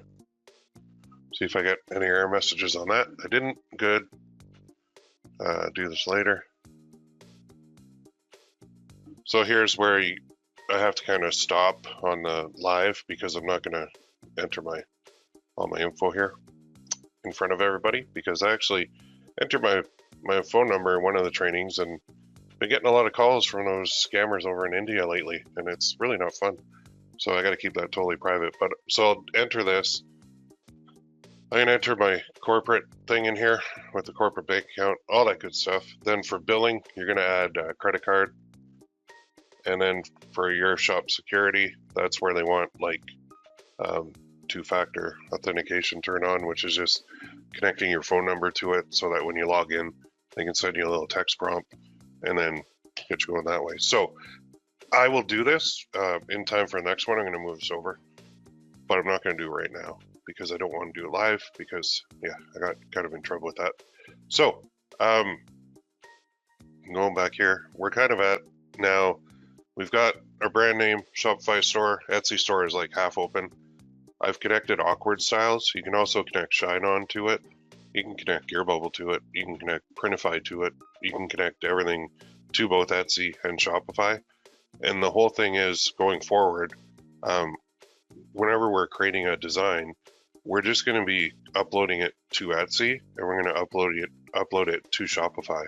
So if we go back to our dashboard here in here, let's go product kit. I think I already have the other one connected. Wait, where'd you go? Dashboard, integrations. Well, I can't connect Etsy yet because I don't have the Etsy store open yet, but I'm going to come back in here, go to Etsy and connect that as well. And then when I do create my products, I can move them to both Etsy and Shopify right from here. That's how it's going to go. I don't think I even have any products created yet. And we do need some. So let's go here and let's do a message card. That's probably the easiest one. So for a message card, we're going to go to Canva. And again, I would be using ChatGTP for this. Let's see if they're available now. Hang on.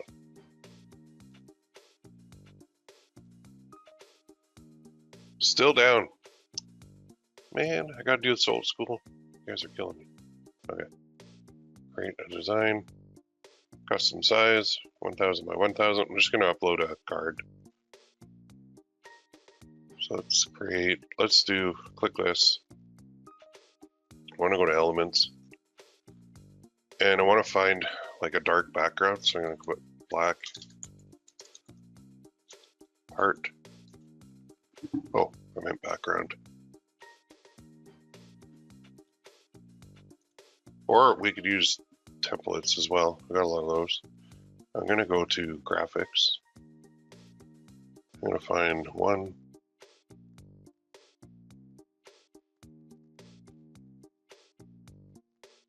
Looking for a subtle one.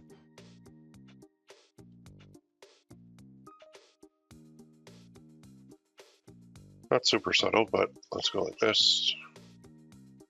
We can change colors too. So if I change that to like a dark, then make this a size. I don't know why I can't replace this with the background. Usually you can right click and do that. And then all I'm going to do is click on the background, change that color to black.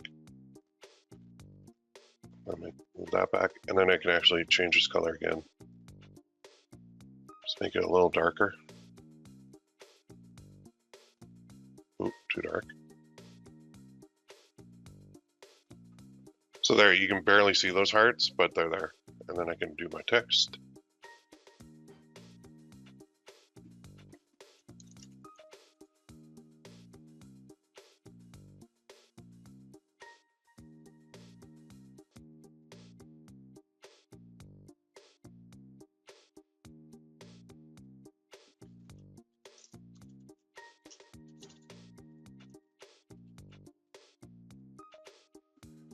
And still down, eh? Sucks. Okay. What are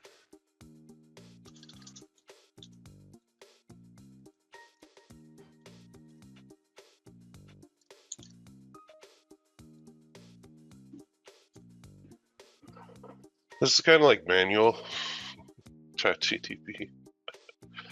Oh, ideas from Hallmark. What to write in a Valentine's Day card. Ooh. Ooh, what's the most romantic thing to write in a card? You may hold my hand for a while, but you hold my heart forever. The best things in life are better with you. Whenever I feel like giving up, your loves keep me going. Ah, that's perfect. Super mush. Love it. Go back here. Let's just do another dupe of that. Move it up. Nice.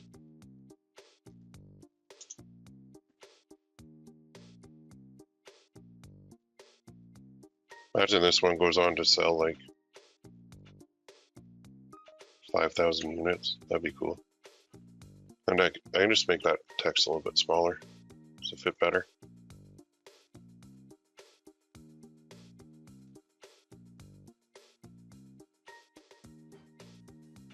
Now that font I can change that font, I can change anything I want. Just make sure they're centered. So position, center, and then if I want to get this whole box in the middle, I'll just go group, and then position middle for the group, and it just moved it up a bit. And now I've got a card. So I got this one, I'll call this one number 1. To my wife, you may hold my hand, blah, blah, blah. Okay. You may, I didn't read it. You may hold my hand for a while, but you hold my heart forever. The best things in life are better with you. Oh, cool. Okay. Good enough. Download. Download. And then you're going to create a folder for these. And that folder, I'm just going to cut this. Cut. Oh. Then move this over. Cut.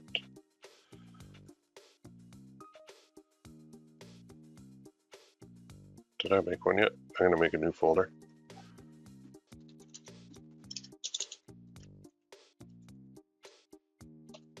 I'm going to put all my designs in here. So new folder.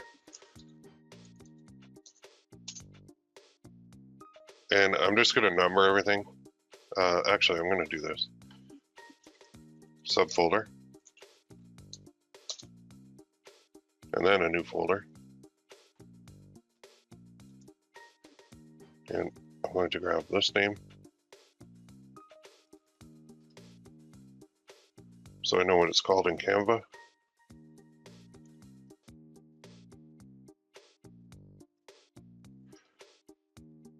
Oh crap, I just lost it.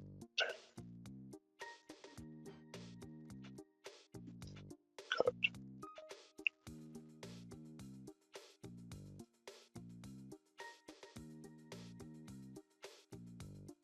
There it is, 100K. See how organized I am. Paste. There. Okay, I got that in there. Now, I can go over here to doop, and I go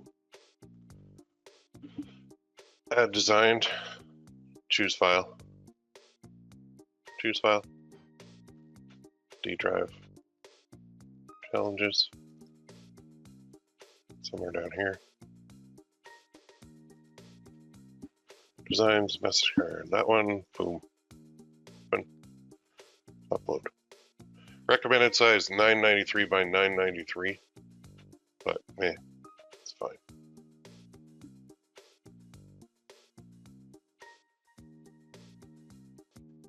Drag and drop. Oop, hang on.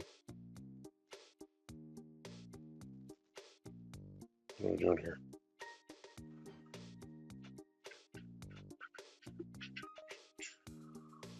Okay, now I can drag it out. So So that looks good, lined up nice. I can make that to my wife a little bit lower. I could actually lower that too a little bit. So if you want to get your template just right, then you can make adjustments. I'm just going to create this for now. Now on the back too, they've got this card, which we are going to delete. But we can upload our own back here. So I could put like, I don't know how many people are looking at the back of the card, but we could put use coupon code 10% off for your next one. We could create that in Canva pretty easily and then put like a coupon code, kind of like an Easter egg if somebody sees it, and then create template. Yeah, okay, they want me to. So I could add text. Let's just put, I don't know if anybody even looks at this. Thank you.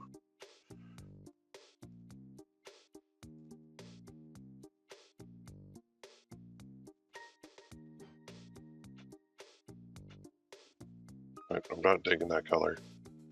Let's make it black.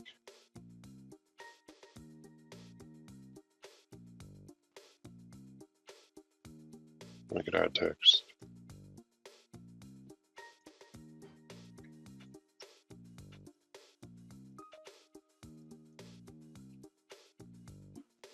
It's not working. Let's just put thank you for now. But I would create like something in Canva that's a little more intricate than this. You could ask for a review. You do whatever you want. Okay, create template. It'll take a second. There we go. Now I can upload the product.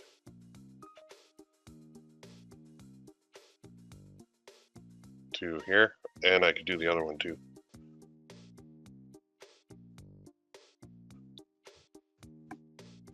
And they got mock-ups, which is cool. Looks very cool. Additionals.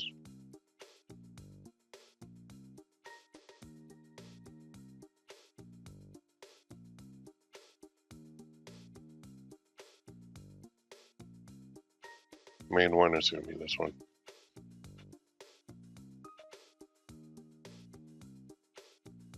Oh, I gotta go back. I want this one as the main one. And then additional, I will go that, and that, and that, and that. Or they'll upload them all. Videos you can put in there too, which is awesome. Let's download, let's play this one.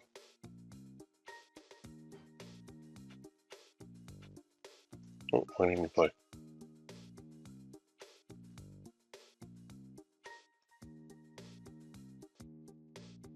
Download, download, download. Photos, you can use those too. Just, there's that, there's in this. The description, we can edit once we get it up there. Collection, we're gonna put it under like message cards or jewelry. Color sizes, so let's upload. And it'll take a minute to move it over to the store, and then we can edit it right in Shopify. And then we will repeat that process to just upload it to Etsy as well. So the one design is going to 2 places, and then we're going to edit the design on both the places, both the stores. And then we basically move on to the marketing phase for this product, which is going to be next week. But just get in the habit of, okay, when I create a design, that's going to Etsy and that's going to Shopify. Create Etsy Shopify, create Etsy Shopify. And then by the end of the year, we've got 2 shops with a whole ton of products. They're the same products on each one, but we can do more with the Shopify store than we can with Etsy. So Etsy, the reason we're doing this 2-pronged thing in the first place is to take advantages of the Etsy shop, which is existing customer base, tons of buyers, but it takes forever to start getting sales. Shopify, you can get sales right away, and that's using like ads mainly to get those sales. And email marketing is a little bit easier on your Shopify store too. But the third thing is when somebody Googles my store, like Solacity, and they see that, oh, he's got 2 stores. Oh, there's one on Etsy and one on Shopify. Oh, they must be a big deal. Like I think people would think that. Building up the trust in their brains is a little bit more. So I know this kind of training was all over the place, but the basic gist was you need a brand name, you need a Shopify store, you need an Etsy store, you need to hook up at least awkward styles to it. We went through how to cartoonize those images, because that is a product that we can do too. Anything we do personalized is a little bit more work, but if it makes us stand out, if it makes us get sales, and doing a little bit of work where it takes like 5 minutes or something, or 3 minutes per order to do it, and you're making some basically 100% profit minus the fees, that's a good thing, right? And then we want to make sure every time we create one, it goes to Etsy and it goes to Shopify, and then we got to market stuff. So marketing is going to be good, because we could be running, we can have our list being built on Etsy, our email list, and on Shopify. And what that means is if Shopify starts taking off more for us, then we can get that Etsy store to catch up by sending them products that are on our Etsy store from our emails that came from Shopify. So the whole overarching premise is this: what if we put all this work in, and then 6 months in, Etsy decides to shut down our account? What do we do? Well, we don't want to ever go back to square one. So that's where we're like, okay, no problem. Well, I've had the Shopify store running the whole time. It's making money. It's doing well. I'm okay. I can open another Etsy shop, or I can appeal and I can wait. But pretty much, if you're making good money on Etsy and they shut you down, I think your store is basically toast after that, because they're not going to send you any traffic. It's the same on Etsy too. If you get put into a payment reserve, which happened to me because I went away for a week and I didn't know that an order didn't go through and it went past the processing time. So they're like, okay, well, now you're on a payment reserve. So any shop on Etsy that's on a payment reserve, you don't get traffic. My traffic has gone from 100 visits a day down to 6 for this whole period. So I got to work through that period. If I relied 100% on Etsy, I would be in deep trouble, because all my income would be gone. So we're just putting our eggs in 2 baskets with this, especially for the 2023 and the 100K challenge. I'm predicting that the bulk of my sales are going to come from Shopify from this. And then once my store is old and established and I've got a bunch of listings, then it'll start shifting more towards Etsy on the automatic sales, which Etsy will send me.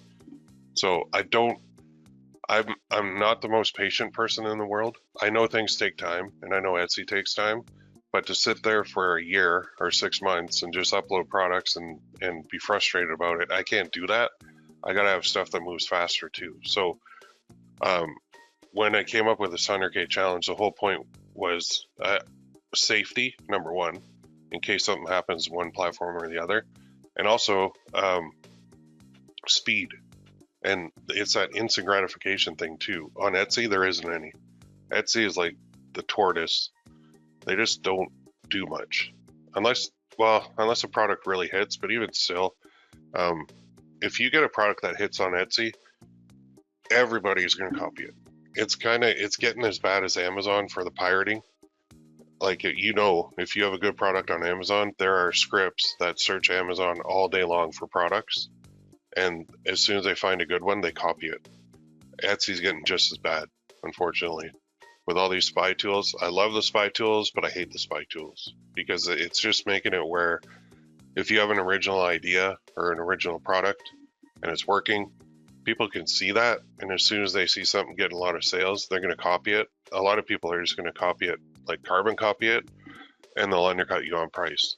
So Etsy's not as bad as Amazon, in that I can't see Etsy ever saying, oh, look at Caitlin Minimalist with their custom name necklaces, and we're gonna just take that all in-house and do it ourselves now. Like Amazon does that to sellers, but Etsy doesn't yet.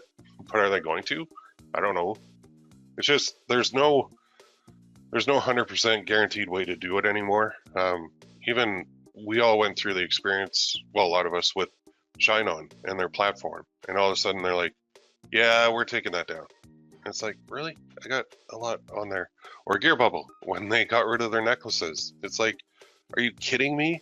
That was passive income. That was so easy. There's like 350 necklaces that I had on the internet on Gear Bubble, and I would just get sales all day long because they're well established. People knew them. They got actually indexed by Google. And then now people go to those listings and it's like, oh, can't buy it, get notified.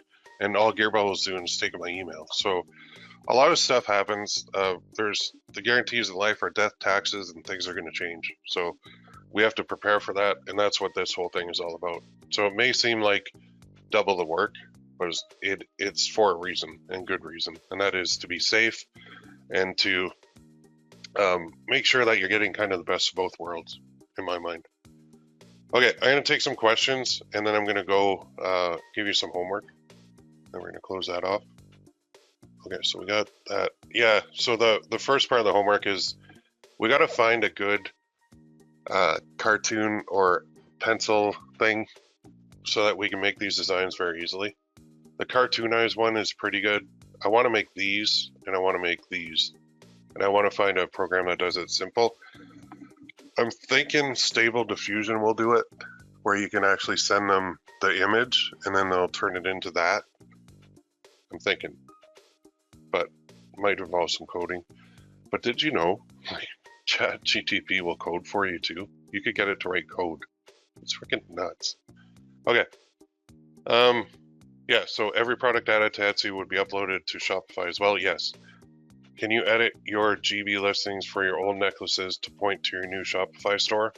The description, yeah, I can. Which I should probably go back through every one. It's just going to take me a while. That's not a bad idea, actually. I like that because they're indexed in Google.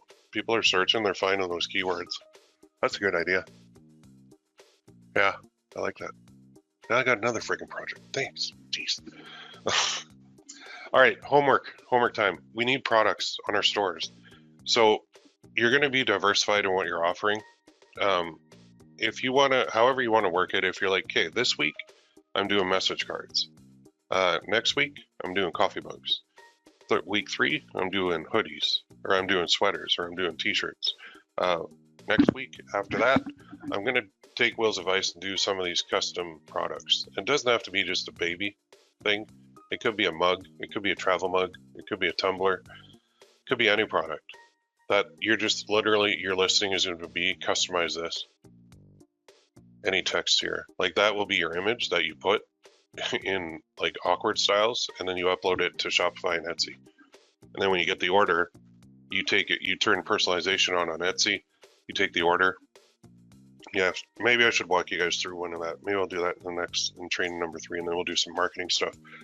And this one as well on Etsy, super easy. On Shopify, you got to get them to upload a photo, and it's a little bit more of a process, but they're just so popular right now. I remember I said about like people spying on products. Well, we're looking at that, and you go to Etsy now and you look at those, you search for those portraits, and there's how many sellers that are listing them. So if we can make it look a little bit different, if it's not quite as, maybe as, I don't know how to describe that. Like, there's not much detail in that one, so maybe we put one with a little bit more detail, make it cartoonized that way. Maybe that'll sell as well. So I think take what you see that works and then make your own version or put your own spin on it. Like, don't just carbon copy people, which is what a lot of people do. So let's go here. What's it called? Faceless portrait. Yeah, like look at these. So many now. Because somebody did it and it worked, so everybody went, okay, I'm going to do that too. Instead of going, okay, somebody did that and it worked, so I'm going to do it, but I'm going to do it a little bit different.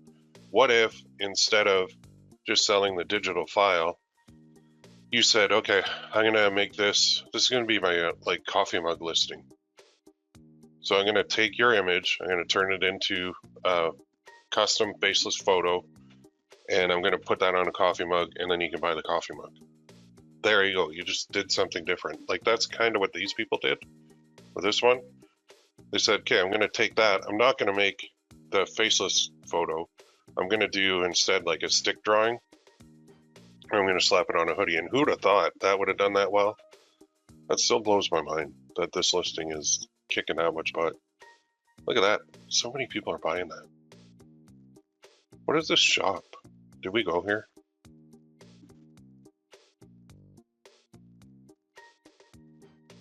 Wow. How long have they been open?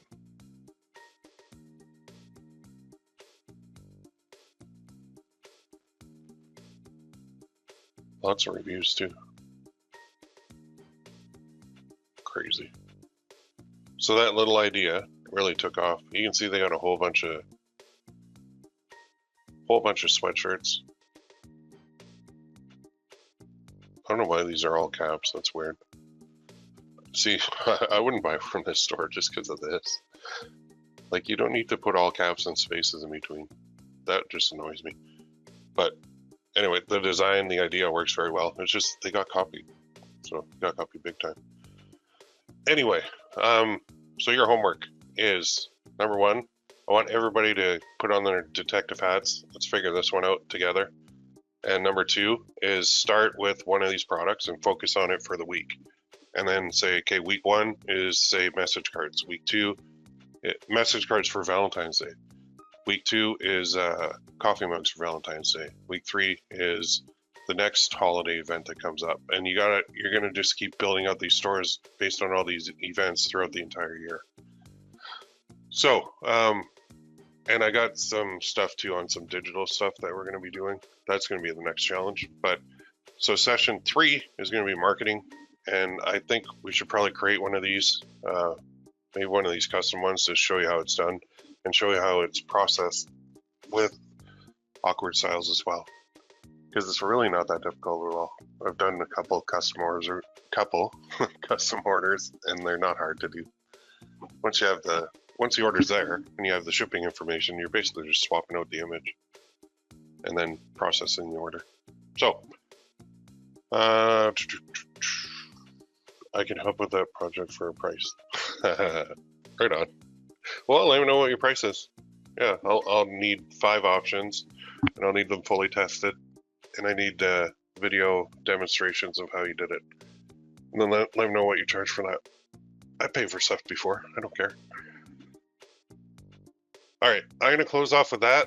Like I said, I apologize. This one was kind of all over the place, but I realized that we didn't really go through any of the Shopify or branding or Etsy or apps or anything. So now we've got that tucked away, and we can focus on the products, uploading, research, upload, research, design, upload, and then marketing, and then rinse and repeat. That's where we're going with this. All right, everybody, have a good week. We'll see you in the next one, and let me know if you have any questions in the forums, and keep me posted on what you come up with for these two. Lunapic was one, Cartoonize was another, and we'll just pretty much make a list on the forums of whatever we find and how they work and how we rate them. I guess that'll be part of the homework. All right, have a good day. We'll talk to you soon. Thank you.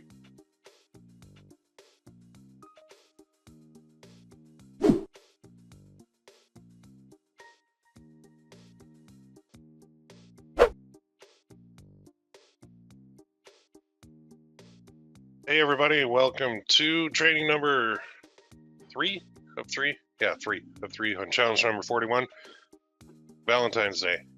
And we are getting started with our Etsy shop and our Shopify store. And man, I am pumped for this one. I've got something brand new, never showed this before. This could be a complete like boot camp or course, to be honest, but I'm gonna try and get through it all in this hour for you guys. So first, before I begin, just give me one in the chat box. You can hear me, see my screen okay? You should see Google, good old Google. Everybody there? Knock, knock. Right on. Good. Let me know where you're located and what it's doing. So it is rainy and cool here in London. And actually, the high school buses were canceled, so I've got 2 kids home. 2 of them went to elementary school, and one is, I think, sleeping, university kid sleeping in the basement. But so I got a half full house here.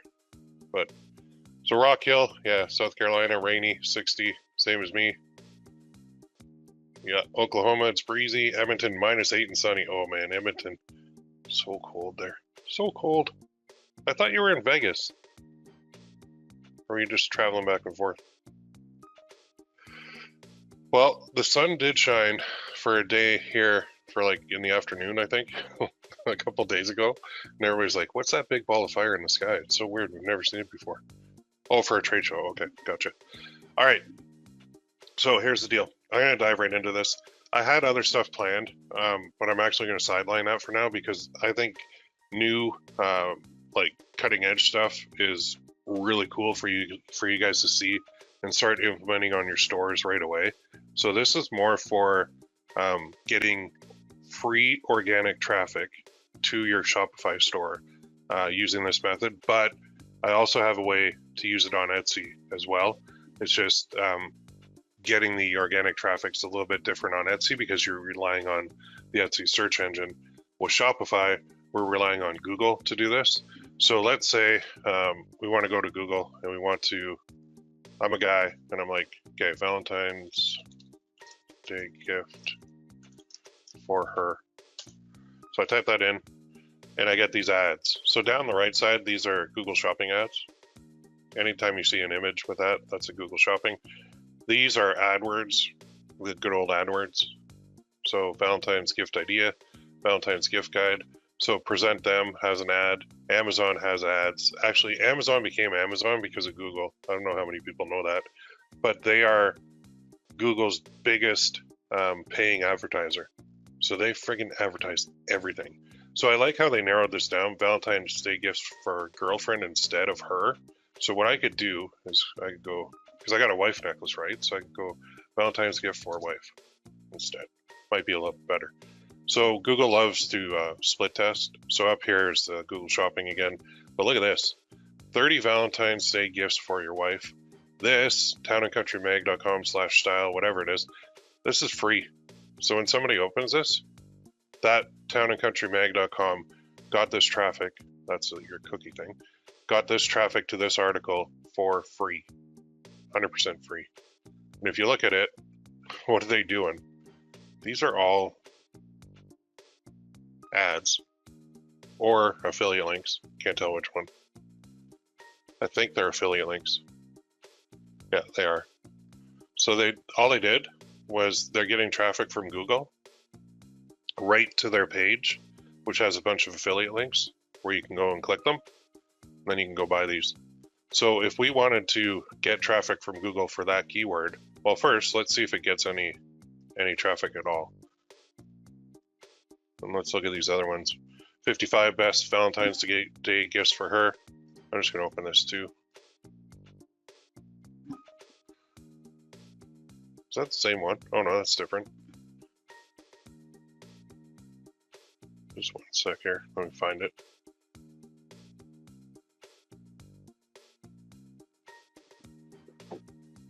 So 55 Valentine's Day gifts for women to make her feel loved. These unique and romantic ideas are sure to please your special lady. And a bunch of them in here. Well, that's a weird setup.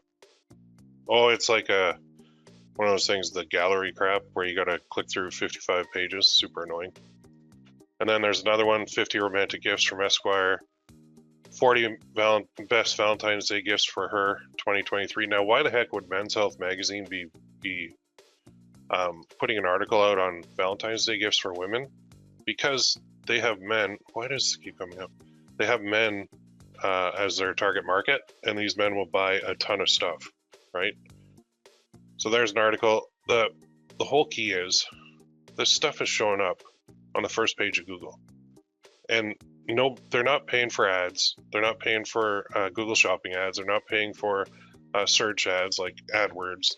They're not paying for display ads. They're not paying for Facebook ads. They're not paying for TikTok ads. They're just getting straight up traffic to their page, and then people click on that. So what can we do? Well, first we're going to research that. We're going to take this term that has, it says 377 million results. Holy crap. So let's just go to Google keyword ideas. So if you have a Google ad account, you can do this.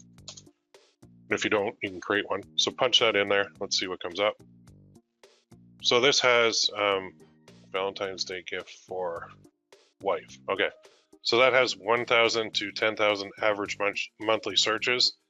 If I wanted to get to the top of that page on Google, I probably have to pay about $3.25 per click. Top of page bid on the low range is about 43 cents per click. So if you take the middle of that, that's probably what you're going to pay per click for one click from that page. That's how freaking valuable it is. So let's say they're saying 1,000 to 10,000. So we're going to take the middle of that. We're just going to find the average. So, I mean, 1,000, let's go 11,000 divided by 2. Let's say about 5,500 potential clicks. That means people put that into Google, Valentine's Day gift for wife. 5,500 people clicked on that page somewhere, right? And if you divide that by 30, that's about 183 clicks per day. Damn. Can you imagine if we paid well, look at this. We paid in the mid-range of that on 183 clicks. So 3.25 plus 0.43 divided by 2. If we paid $1.84 per click on 183 clicks, $1.84 times, $1.84 times 183 clicks, we would have to pay $336.72 per day for 183 clicks. Okay, if you multiply that by a monthly, that's like 10,000 bucks a month in ads that you would have to pay to get all those clicks. Okay, assuming you got all those clicks. Now, if we take that 183, and let's say our site converts at a healthy 3%, that means you're going to get about 5 sales. Okay, from that. Let's say more realistically, probably, let's go 1.5%. So 183 clicks times 0.015, you get about 2, we'll call it 3 sales per day from those clicks. If you get 183 at a 1.5% conversion rate on your store, that's pretty good, right? I think you can make money with that. I don't think you can make money with that with paid ads, because if we get 3 sales, and let's say we're selling at $59.95 or $99.95, but our profit is like 0.2, so 20%. Oh God, 3. Oh, I'm struggling here. This calculator is killing me. 179.95 times 0.2. That means our profit would be like 35 bucks after we spend 183 on clicks. What I'm saying is we need to get this traffic for free. So how the heck do we get people who are typing Valentine's Day gift for wife on here? How do we get our store to show right here? Well, artificial intelligence is what we're going to use. Wicked, right? I love this. This is amazing. I'm pretty much going to be really busy for the next 30 days. Actually for the next year, because I'm going to be relying a lot on SEO traffic, search engine optimized. And the way that you get traffic from somebody who's typing in Valentine's Day gift for wife, the way you get your site to show here is you put up articles on your site, like blog posts on your store. You might be thinking, well, I don't want to do blog posts. That's stupid. Like, I want to sell stuff on my store. I'm not in the SEO game. Well, yeah, you are. And if you look at this, Shopify has blogs. Your Shopify online store comes with built-in blogging engine. Blogging is a great way to build your audience and generate, what? They're saying it too?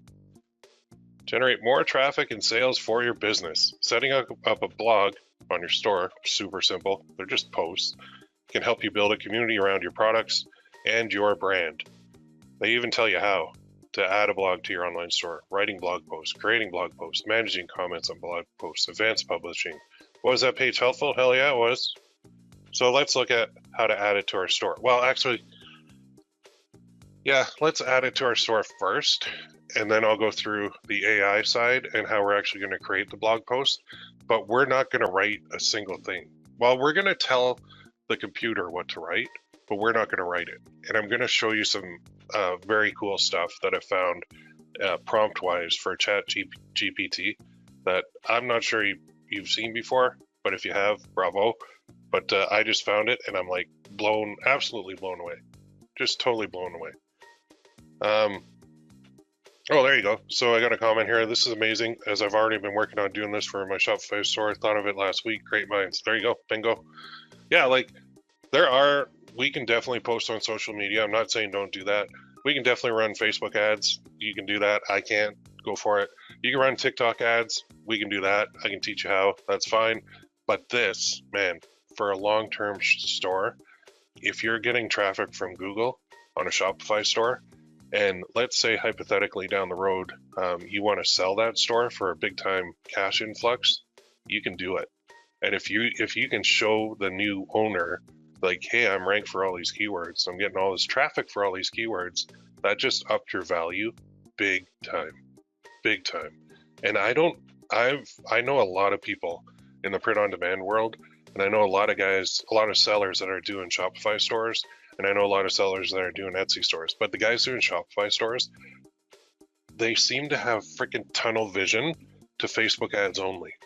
And I'm like, you gotta expand. Like, you could do even more. Like, there's so much power behind this. Anyway, what we're gonna do, let's add a blog to our store. So let's go to our store.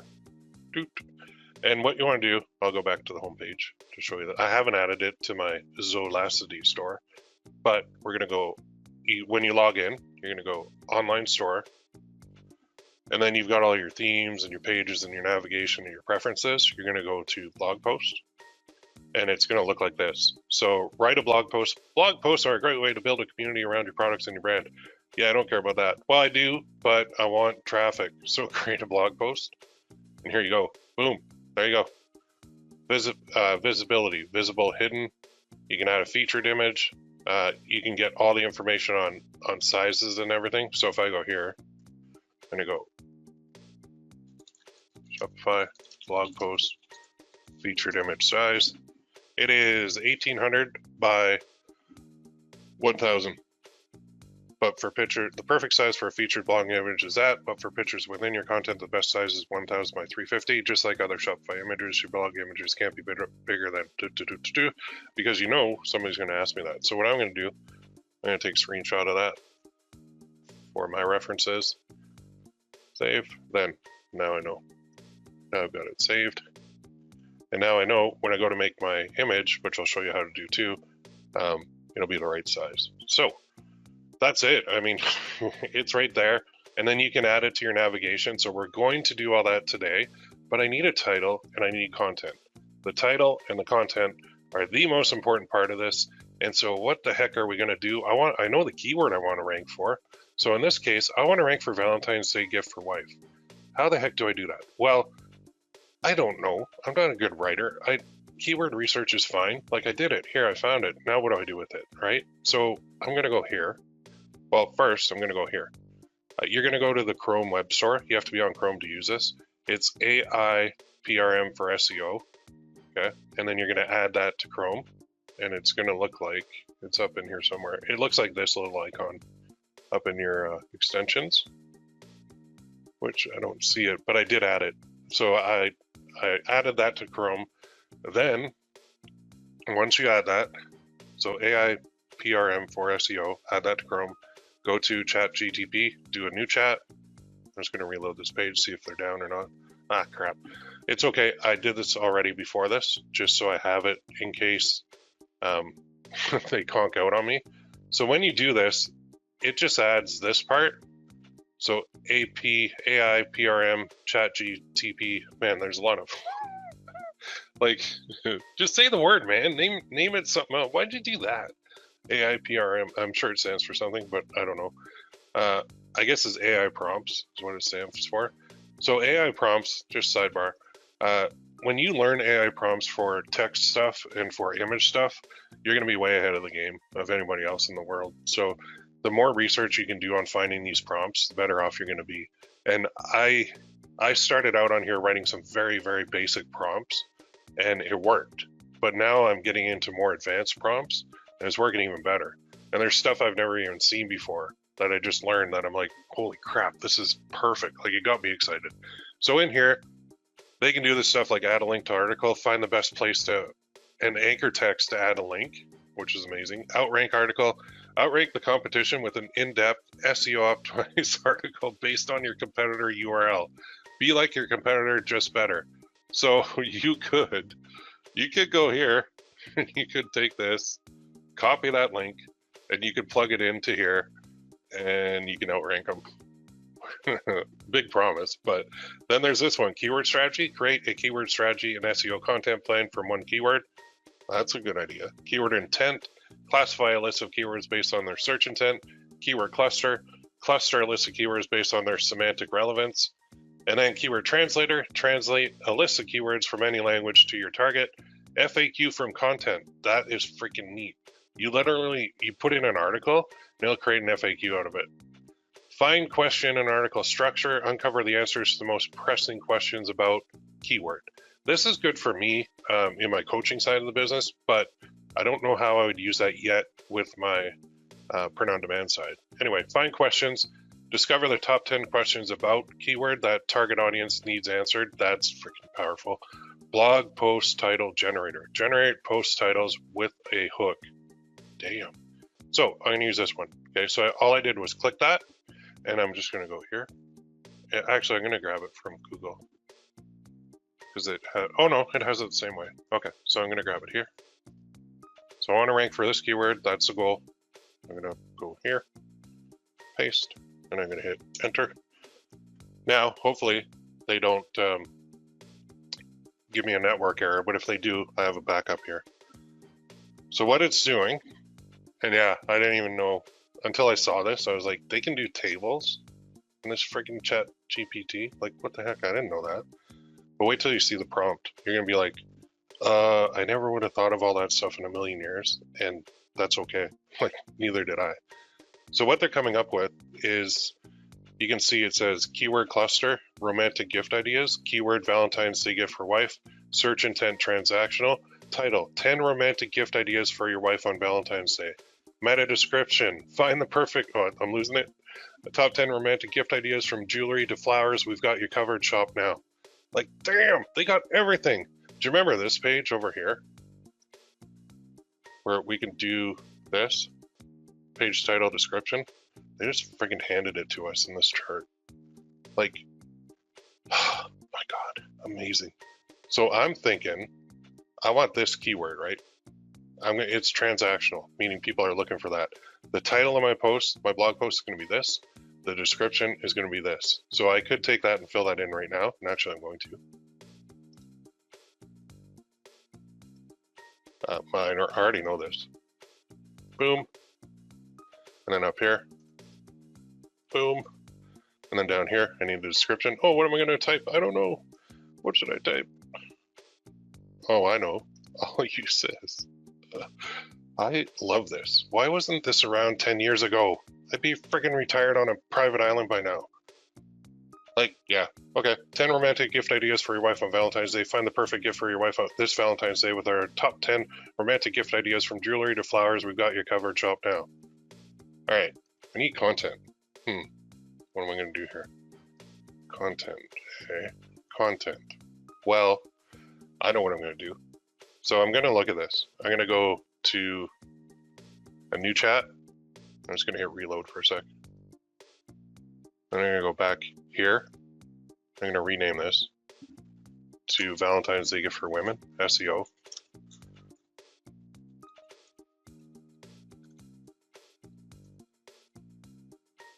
Wait, for wife. Wait, what? Yeah, for wife. Okay. So notice it changed the prompt here. Like, this prompt generated this chart. Okay, so I want you to act as a market research expert that speaks and writes fluent English. This is what we're telling ChatGPT to do. Now, would you have thought of this? No, I wouldn't. No. Pretend that you have the most accurate and most detailed, I don't know why they spelled it wrong, information about keywords available. Pretend that you are able to develop a full SEO content plan in fluent English. I will give you the target keyword, Valentine's Day gift for wife. From this keyword, create a markdown table, no clue that you could even do that, with a keyword list for an SEO strategy, content strategy plan on the topic, Valentine's Day gift for wife. Cluster the keywords according to the top 10 super categories and name the super category in the first column called keyword cluster. Add in another column with 7 subcategories for each keyword cluster or specific long tail keywords for each of the clusters. List in another column the human searcher intent for the keyword. Cluster the topic in one of the 3 search intent groups based on the search intent being whether commercial, transactional, or informational. Oh, then in another column, write a simple but very click-enticing title to use for the post about that keyword. Oh yeah, then in another column, write an attractive meta description that has a chance for a high click-through rate for the topic with 120 to a maximum of 155 characters. Oh, yeah, we can even put that. The meta description shall be value-based, so mention value of the article and have a simple call to action to cause a searcher to click. Do not, under any circumstance, use too generic keyword like introduction or conclusion or TLDR. Focus on the most specific keywords only. Do not use single quotes, double quotes, or any other enclosing characters in any of the columns. Well, I didn't listen to that. It didn't put double quotes. You know what? I'll let you slide on that. Do not explain why and what you are doing. Just return your suggestions in the table. The markdown table shall be in English and have the following columns: keyword cluster, keyword, search intent, title, meta description. Here's the keyword to start again. My brain hurts. Can you imagine if you're an employee and your boss walks in the room and says, blah, blah, blah, blah, do it. And you're like, huh? Like, and it just did it in like no time at all. Like no time. Right? Like, I'm just freaking amazed. So, all right. Now we've got the basics, right? And we actually have a little bit more too. So we can look at keyword clusters. These can give us ideas for more keywords as well as more blog post ideas that we can use. So we should probably save this baby to somewhere. So let's go to a nice little Google sheet. And we'll see what we can do with this. So let's go like this. And yeah, let's take that too. So let's go copy, go to a Google Sheet, just so we have it somewhere besides Chat GTP. So let's paste this. Paste without formatting. Oh no, undo, go to Google, paste, there. So not only did it do that, so there's my prompt, okay? But now I've got my whole thing here for future reference. So I'm going to put this SEO Valentine's Day gift for wife. Done. So that's my gigantic freaking prompt. And I'm like, okay, this opened up a whole bunch of really ideas. Like it got the wheels spinning for me quite a bit, because I know now what I can say to this thing. So so I'm gonna make my blog post, but I want it to create a blog post for like the text, right? And then I'm just gonna copy and paste it right over. So what I'm gonna do is I'm gonna go back here to this one, since this chat has already started, and I'm gonna go down here and I'm gonna start typing this. I'm gonna say, all right, buddy, I want you to act as a copywriter expert that speaks and writes fluent English. Pretend that you have the most accurate and most detailed information about, what should we get them to do? Oh yeah, this, right, yeah. There we go. About this topic. Okay, now pretend don't say write, pretend that you are able to develop a full blog post, and we'll call it a listicle. The title will be boop, and we're going to say this: use H2 tags instead of a numbered list. Add a strong call to action to visit the store now.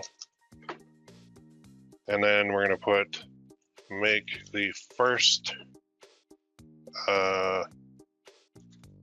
gift idea a message card from a husband to a wife. Oh, you buggers. Okay, this will happen.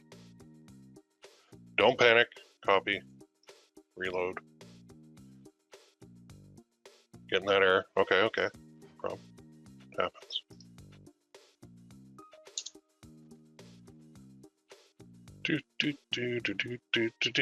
Not doing a thing except watching a computer do my work for me because I don't feel like it. Well, that's pretty good. The cool part is it'll write all this stuff. A piece of jewelry. No, I don't want the whole thing. I just want a piece of the jewelry. That's kind of dumb, but I can fix that. Oh, diamond earrings. Okay. Well, why didn't you say diamond earrings? Oh, from a pair of diamond earrings to a beautiful necklace. All right. A heartfelt message card from a husband to wife. There's nothing more romantic than that. True. All this other stuff. Yep. Good, good, good. Now remember, I'm not offering a romantic getaway or a spa day. I could offer a homemade dinner, I guess. I could buy flowers. I could get a personalized photo gift, but I don't offer on any of those on my shop. That's not the point. The point is we need to rank in Google. We need to get them to our blog post, which, by the way, when they land on it, you'll see the menu is there for my shop. So it will say like shop now. It'll say like blog. It'll say like about us and contact us. And then with my call to action, which I hope they put in, oh, they just said shop now. It'll fix this. Okay, so let's take this first. Let's go over here and let us paste this in. Now you can see when I do paste, it does the whole thing. Now I don't need this part because I already got that in the title. And that went wonk, so I'm gonna get rid of this. Let me just see. Show HTML. Okay, so that put it into an H1 tag. Instead of farting around with that, I'll just go delete. And then /H1 delete. And I'll go back to normal. There we go. And then I can space this out. Oh, let's go edit.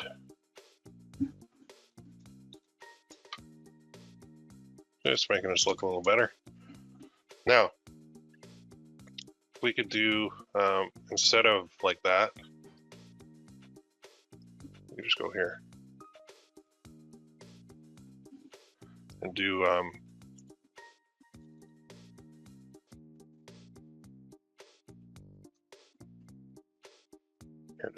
capitalize my title.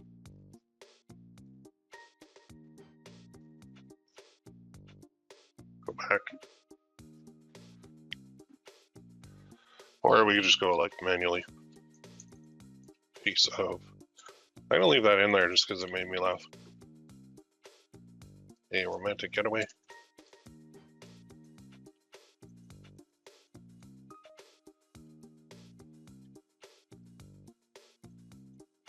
I could have even told the thing to capitalize every word in it, but I forgot. So I have to do this manually. Although I could probably, you can tell it to edit stuff too, to make it go a little faster, but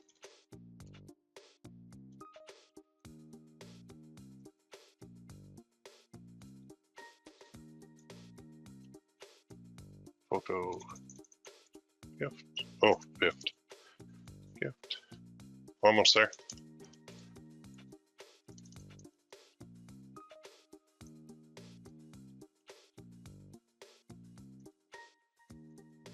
Description box. Cooking class.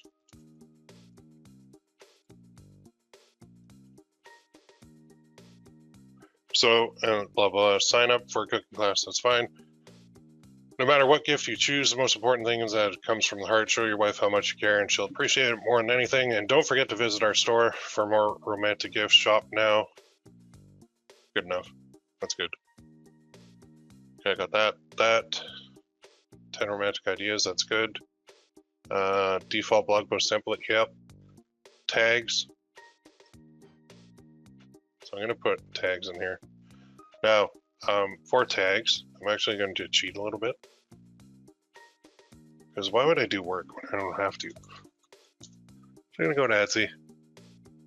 And I'm gonna grab my keyword. And I'm gonna plug that in. And I'm gonna get all this stuff. Then I'm gonna go to product analytics.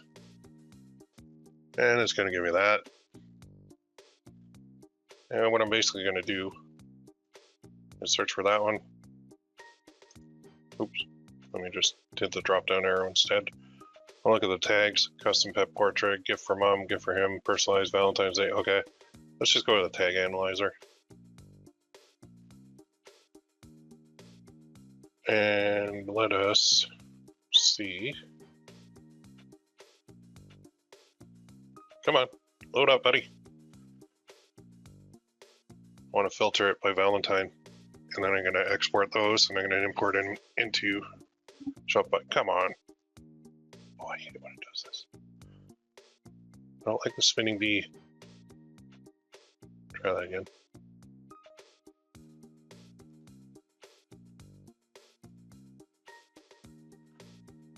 Okay. Okay. Okay, go away, spinning bee. Go away! Bugger. Plan B is coming up if this doesn't go away. What I would do is I would filter this by Valentine, and then I would export those and I would import them into my blog post.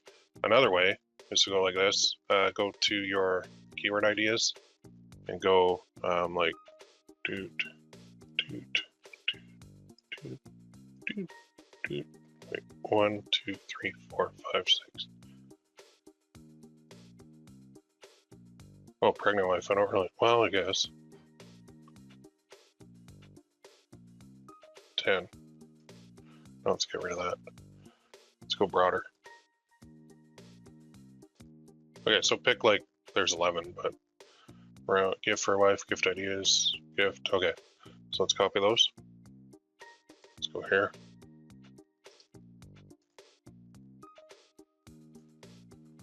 Oh, the bugger, I gotta, sorry. I have to go comma separated. So column CSV, tools, paste.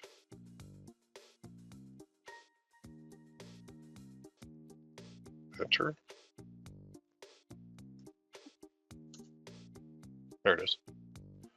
Forgot to hit enter. Copy that. Now let's go back here. X out of that.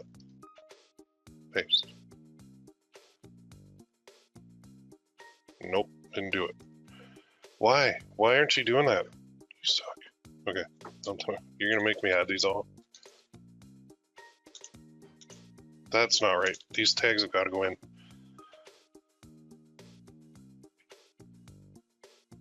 Wow, it's not going in. Okay.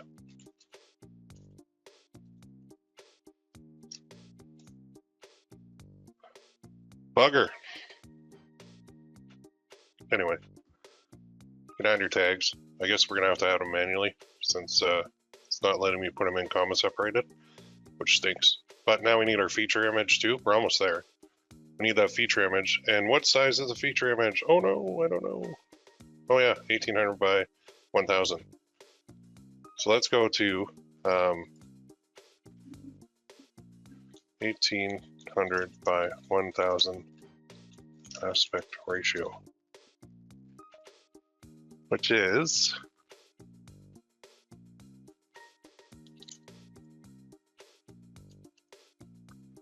1.8 to 1. Okay, so now I can do a Canva image, 1800 by 1000 with that on it, which is fine, and I might have to do that, but I'm going to show you another little way.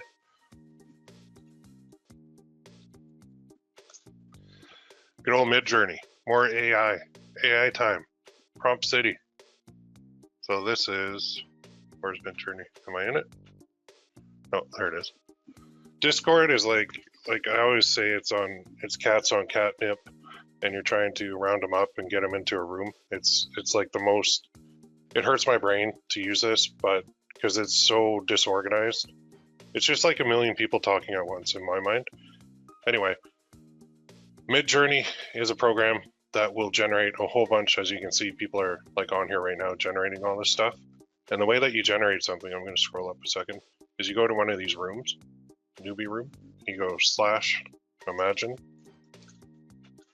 Then we're going to put prompt, we're going to put Valentine's Day gifts for wife. And then we can add a whole bunch of stuff. Like you can see, these guys are putting the best mushroom coffee packaging, coffee tin, high quality. So we could put, oh, high quality, I like that prompt. So let's put high quality. High quality. And then you put -- version 4 -- oops, -Q2. I don't even know what these mean, but I've seen them. Those got to go in the end. And then we'll put high quality, aspect ratio 1.8 to 1. I think that's how you enter it. Let me check. Somebody will have one up here.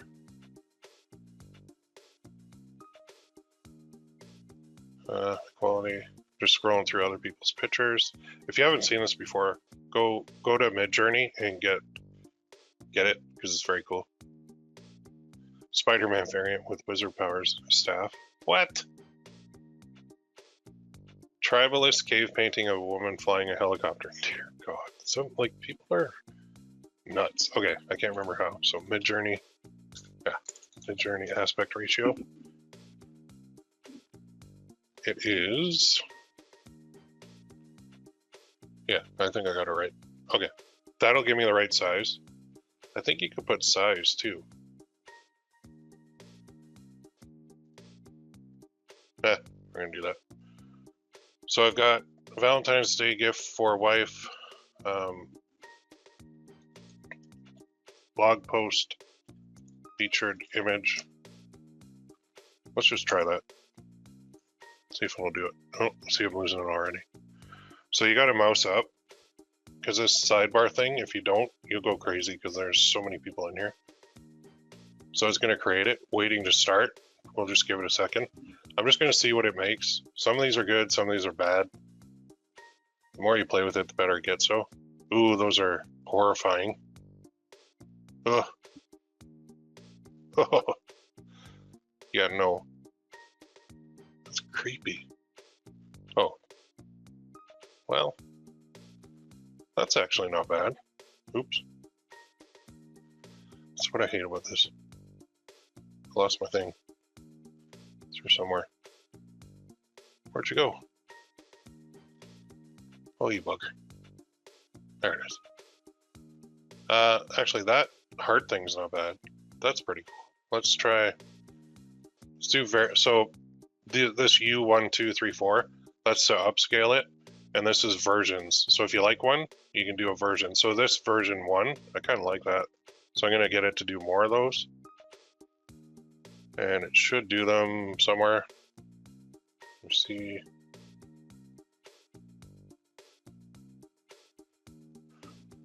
Oh, there it is. So it's doing a couple more. Those look like all the same to me. And I lost it again. This is what I freaking hate about Discord. There are so many people on here. There it is. Okay, so I'm gonna try this. See if it took the aspect ratio. I don't know if it did. And let's go here.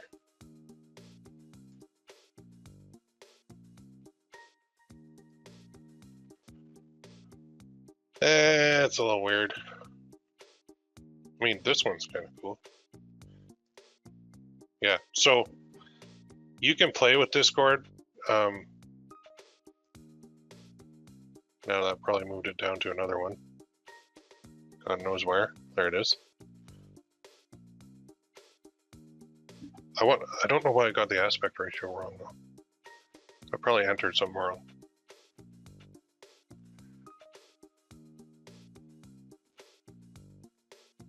Waiting. I just want to see this before I go to Canva, because I'm thinking I got to use Canva for this.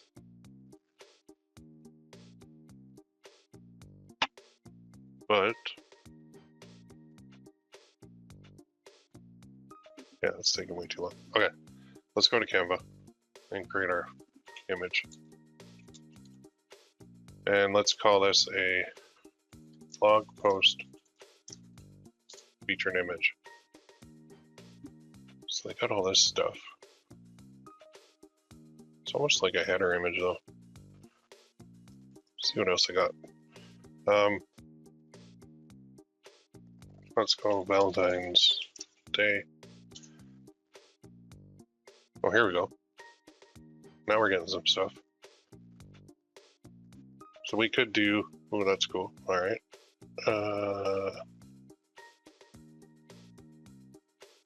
Let's go with this. You got a whole bunch of other ones too.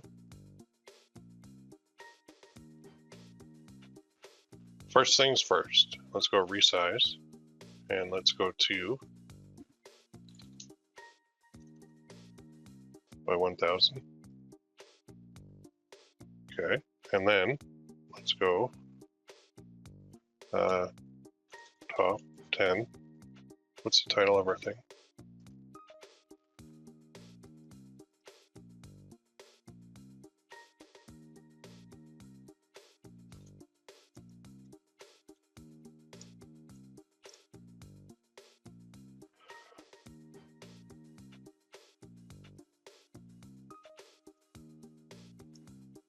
That is a lot faster than waiting for freaking Discord. Which is, and now I lost it again. God damn. Oh, no, that's not it. You bugger. Yeah. Anyway, if you use Midjourney, I would just cough up $10 for the paid one, so you can get it a little bit better. But this is a pretty good blog post or featured image. So share, download, and it's 1800 by 1000. So we do like that, and then we're gonna go show in folder. It should be in my downloads folder. It is. Okay, let's go back here, and now let's add our image, which I'm gonna drag and drop. Nice. All right, visible. So make it visible. So we've got our title, content, featured image, our excerpt. We don't have an excerpt. Let's add one. Let's just take like the first little part here.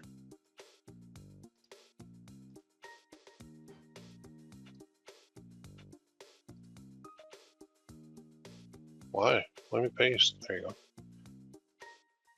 Okay, excerpt. There we go. There we go. There we go. There we go. Default tags. We can add more tags later. Let's go save. All right, we got a blog post. Sweet. Let's view it. Oh, how pretty. Now, note, here's the cool part. This shows on everywhere. So we're going to have one that says, like, instead of catalog, it's going to say shop now up here. And that'll go to, like, the main page or but we get the home page too. So this little page is going to suck in traffic from here. And when people land on this beautiful page that I created, well, I didn't really create it, but it's 10 romantic ideas for your wife on Valentine's Day. And it's on my store. Back to blog. I don't think there's anything in it. Oh, besides that. So now I want to add, oh, that's cool. It does a little pan thing. I want to add that up here in the main menu. So we go here, we go navigation, and we can put it in the main menu or in the footer menu. Let's go main menu. So click main menu, and we're going to add a menu item. Over here, we're going to call this log. And then we click here, and then we got pages, progress. Oh, blogs. Oh, sweet. There's our blogs. And it's called news. We're going to add that. And that's going to go, where to go? Blog. Okay, right. Same menu. Now, when I look at my store, preview it. It looks like crap right now because there's not much in here, but we're going to be adding like massive products to this. And we're going to edit all this stuff. There's my blog. This is my little traffic sucker inner place right here. So every time we put a new one in there, a new article, it'll list it under the blogs. But the key is to get people to come in from Google to here and then go, oh, yeah, oh, well, that's cool. Up here, there's going to be a shop now. Actually, I am going to change that right now from catalog to shop now. And then later, I'm going to be adding categories to that too. So now when they look at it, it's not going to say catalog, shop now. Then when they click that, it'll go to all the products, which is very cool.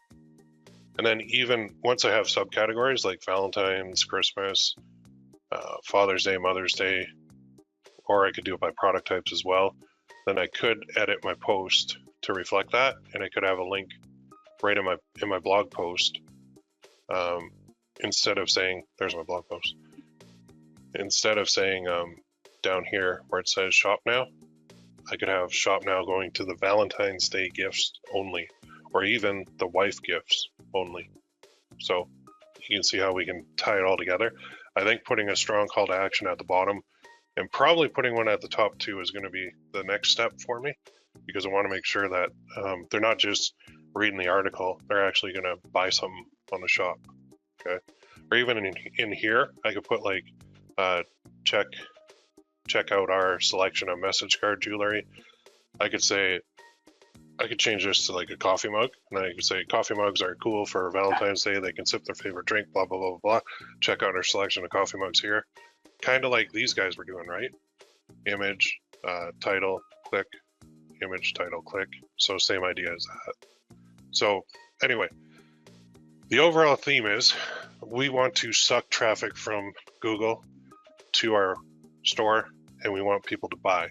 And if there is a boatload of traffic on a keyword, like, well, even if there isn't, I would say do this, but getting like, well, we're calling that like 5,500 clicks a month, 183 per day. If you even get like a little bit of those, you're getting free traffic, which equates to free sales from Google, which is the oldest search engine out there, I think. Is it Yahoo or Google? There was some old ones like Alta Vista and all that crap, but okay, longest standing, let's call it that, is Google. And back in the day, before social media existed, the way that people found stuff was they went to Google and they typed it in. So they didn't have like Chat GPT to give them answers. So they would go here. If I were looking for a gift for somebody, I'd go here and I have to type it in. And then I would get the results and I go through the results, and that's where I'd find it. That's why Google's like one of the biggest companies on the planet. It's because people are looking for stuff to buy, and advertisers are advertising to them, but there's also people that are still going the free SEO route, and that's going to be you and me. So long term, this is the long-term play. It's not instant, but it does work. Now, the second thing I would suggest is, and maybe I'll have to do a thing on this, but we do need to add Google Analytics to our page so that we can see where everybody's coming from, and so that we can see if our pages are working. Now, Google Analytics is a whole training on its own, but there are apps that you can use to add it very easily. There's also, I think, right under here, I'm not mistaken. I've been mistaken before. There is... crap. Apps and sales channels. I'll find it. There is a place to just enter your ID, your Google Analytics ID. And then you can, when you're doing SEO, you do need Google Analytics because you can look at the exact pages that people came in, how long they stayed on your site. You can look at visitor counts. You can look at a lot more advanced stuff than you can see on the basic reporting here from Shopify. All right, so, oh, that's an hour. Okay, but last thing I wanted to show you on how to use this is if you want, you could use the same thing here. So if I've got that product on here, this To My Wife one, this one, you may hold my hand for a while. So let's say, well, I am going to be adding the same product to Etsy, right? So on Etsy, if I want to create like a description for that, I can use my buddy here too. So I could say, okay, rewrite the blog post as a product description for Etsy. Make sure you use, or make sure it contains, sorry, make sure it contains the following keywords.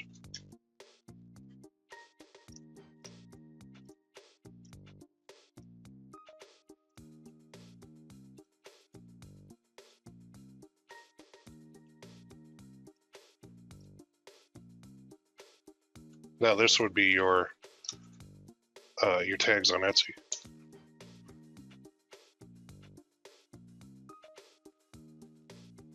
And this, what it's producing here, is what we can actually put in.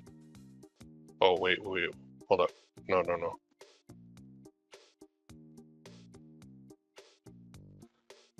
No, that's not right. Hang on. I'm going to use this one. Let me go back and cheat here, since I already did this. Come on. Go on. Go back there. Oh, reload. Oh, that's why. Okay, so here's what I already did this since we're kind of getting cut for time here. I said I want you to act as a copywriter expert. Now think of Etsy that speaks and writes fluent English. Pretend that you have the most accurate, most detailed information about Valentine's Day gifts. Pretend that you're able to develop a full product description. The title will be To My Wife. You may hold my hand for a while, but you hold my heart forever. Include the following keywords: silver, wife, necklace, anniversary gift, silver anniversary, jewelry, gift, wife, jewelry, custom necklace, quote necklace, jewelry gift. So it did it. And it said, to my wife, you may not hold my hand forever. You may hold my hand for a while, but you hold my heart forever. Sterling silver necklace. So I'm going to get rid of that part. Perfect anniversary gift for your loved one. This beautiful necklace is made high quality sterling silver. I'm going to get rid of that. It features a custom quote pendant. Got to get rid of that. But I told it to up here. And all I did was pull these off of an Etsy listing, not mine. So this part, include the following keywords. These are your 13 Etsy tags that you're going to have on the product, okay? The beautiful necklace made from high quality sterling silver features a custom quote pendant that perfectly captures sentiment of your loved one for your wife. Necklace, perfect gift for any occasion, but especially for your silver anniversary, because I did tell it to say that. Not just a piece of jewelry, but also a symbol of your eternal love and devotion to your wife. Like that sentence, I would never have come up with on my own. This one either. It's a gift that she will treasure forever and will always remind her of the special bond you have. Yeah, never. Not in a million years. This part, so I would delete this paragraph, but it doesn't do 100% perfect, but you can edit it. So the necklace features a dainty silver chain, adjustable fit any neck size. Pendant is engraved with the romantic quote, to my wife, you may hold my hand. No, it's not. Pendant suspended from a silver ring. Is it? I can't remember. But this is good. This necklace is a perfect gift for any wife who loves jewelry and is sure to make her feel special and loved. Yeah, I wouldn't have come up with that one. It can be worn on any occasion, from casual outings to formal events, and is a great way to show your wife that you care. In addition, it's also a great gift for the wife's birthday, Christmas, or any other special occasion. Show her how much you love and appreciate her with this beautiful and meaningful gift. Made of pure silver, crafted to the highest standards, ensuring that it'll be cherished and lasting reminder of your love for years to come. Order now and give your wife the gift of love she deserves. So holy crap, that's a mouthful. But I said rewrite that, removing any mention of engraving and adding a call to action to get one now. However, that's my fault because I told it to include that and then I told it not to. So just redo it with the original prompt minus the anything you don't want in there, and it'll do it better. Because it still did it right there. I didn't want that. So what I have to do is remove the mention of engraving, silver. Oh, where is it? I'm blind. I think it's in there. Or just make it whatever keywords you want it to say, and it'll do it. This product description, though, can then go into Etsy, into the description field, and it'll give you something that's like SEO optimized for Etsy as well. So remember, we're doubling down, double down system. That's what I like. I like that term from one of our members. So, all right, homework time. Now, I know I kind of did a little, something a little different than I usually do, but I feel that this training today is going to be vital to your success. And I know a lot of people are banned by Facebook. I know a lot of people don't like running TikTok ads or Facebook ads. And I know a lot of people are saying like, I'm posting social media, but I'm not really getting much traction. So this is just something new. And this is something that I've never taught anyone before. And this is going to be a huge part of my traffic generation for all my products, on all my stores, on everything going forward, because it is so powerful. And if you want to like find some data on SEO and on like companies that are running 100% based on SEO stuff alone, there's a lot out there. The cool part is, think about this, once Google starts sending you traffic directly for free, you're going to be you don't have any ad costs, which is awesome.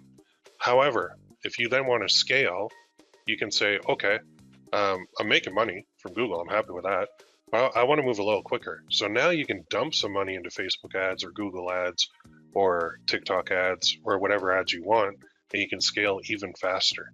So this is like a stepping stone for people that don't have the budget to run ads. And it's also a long-term thing that you should be doing on all your products. So, we got Valentine's Day, we got Mother's Day articles, we got Father's Day articles. Whatever products you have on your store, you're going to be writing articles. You're not going to be writing them. You're going to follow the steps I showed you in order to get the artificial intelligence to write the articles for you. You're just going to post those to your blog. That stuff gets indexed because Shopify and myshopify.com is spidered or crawled by Google all the time. So it's not like you have a brand new domain that Google has no idea where you are or who you are. And it's not like you even really need to get backlinks to it.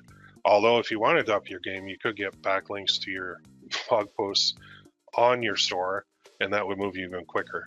But that's another story for another day, my friends. So, all right, let's take some questions, then we're going to close it off. Love the use of AI. I hadn't thought of using it to that extent. Thank you. And I'm still like, I feel like we've just dipped our toe into the AI pool. I think there's a lot more to come.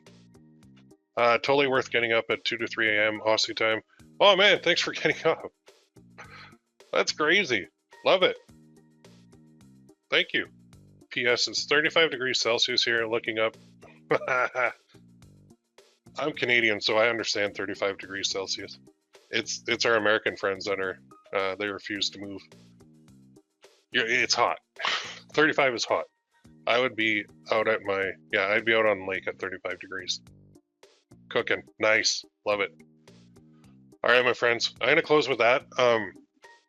Implementation week is up next, and then we're not done with Valentine's Day because I've got another thing we're going to be doing for Valentine's Day on both Etsy and Shopify that doesn't involve any shipping. I'll tease you with that.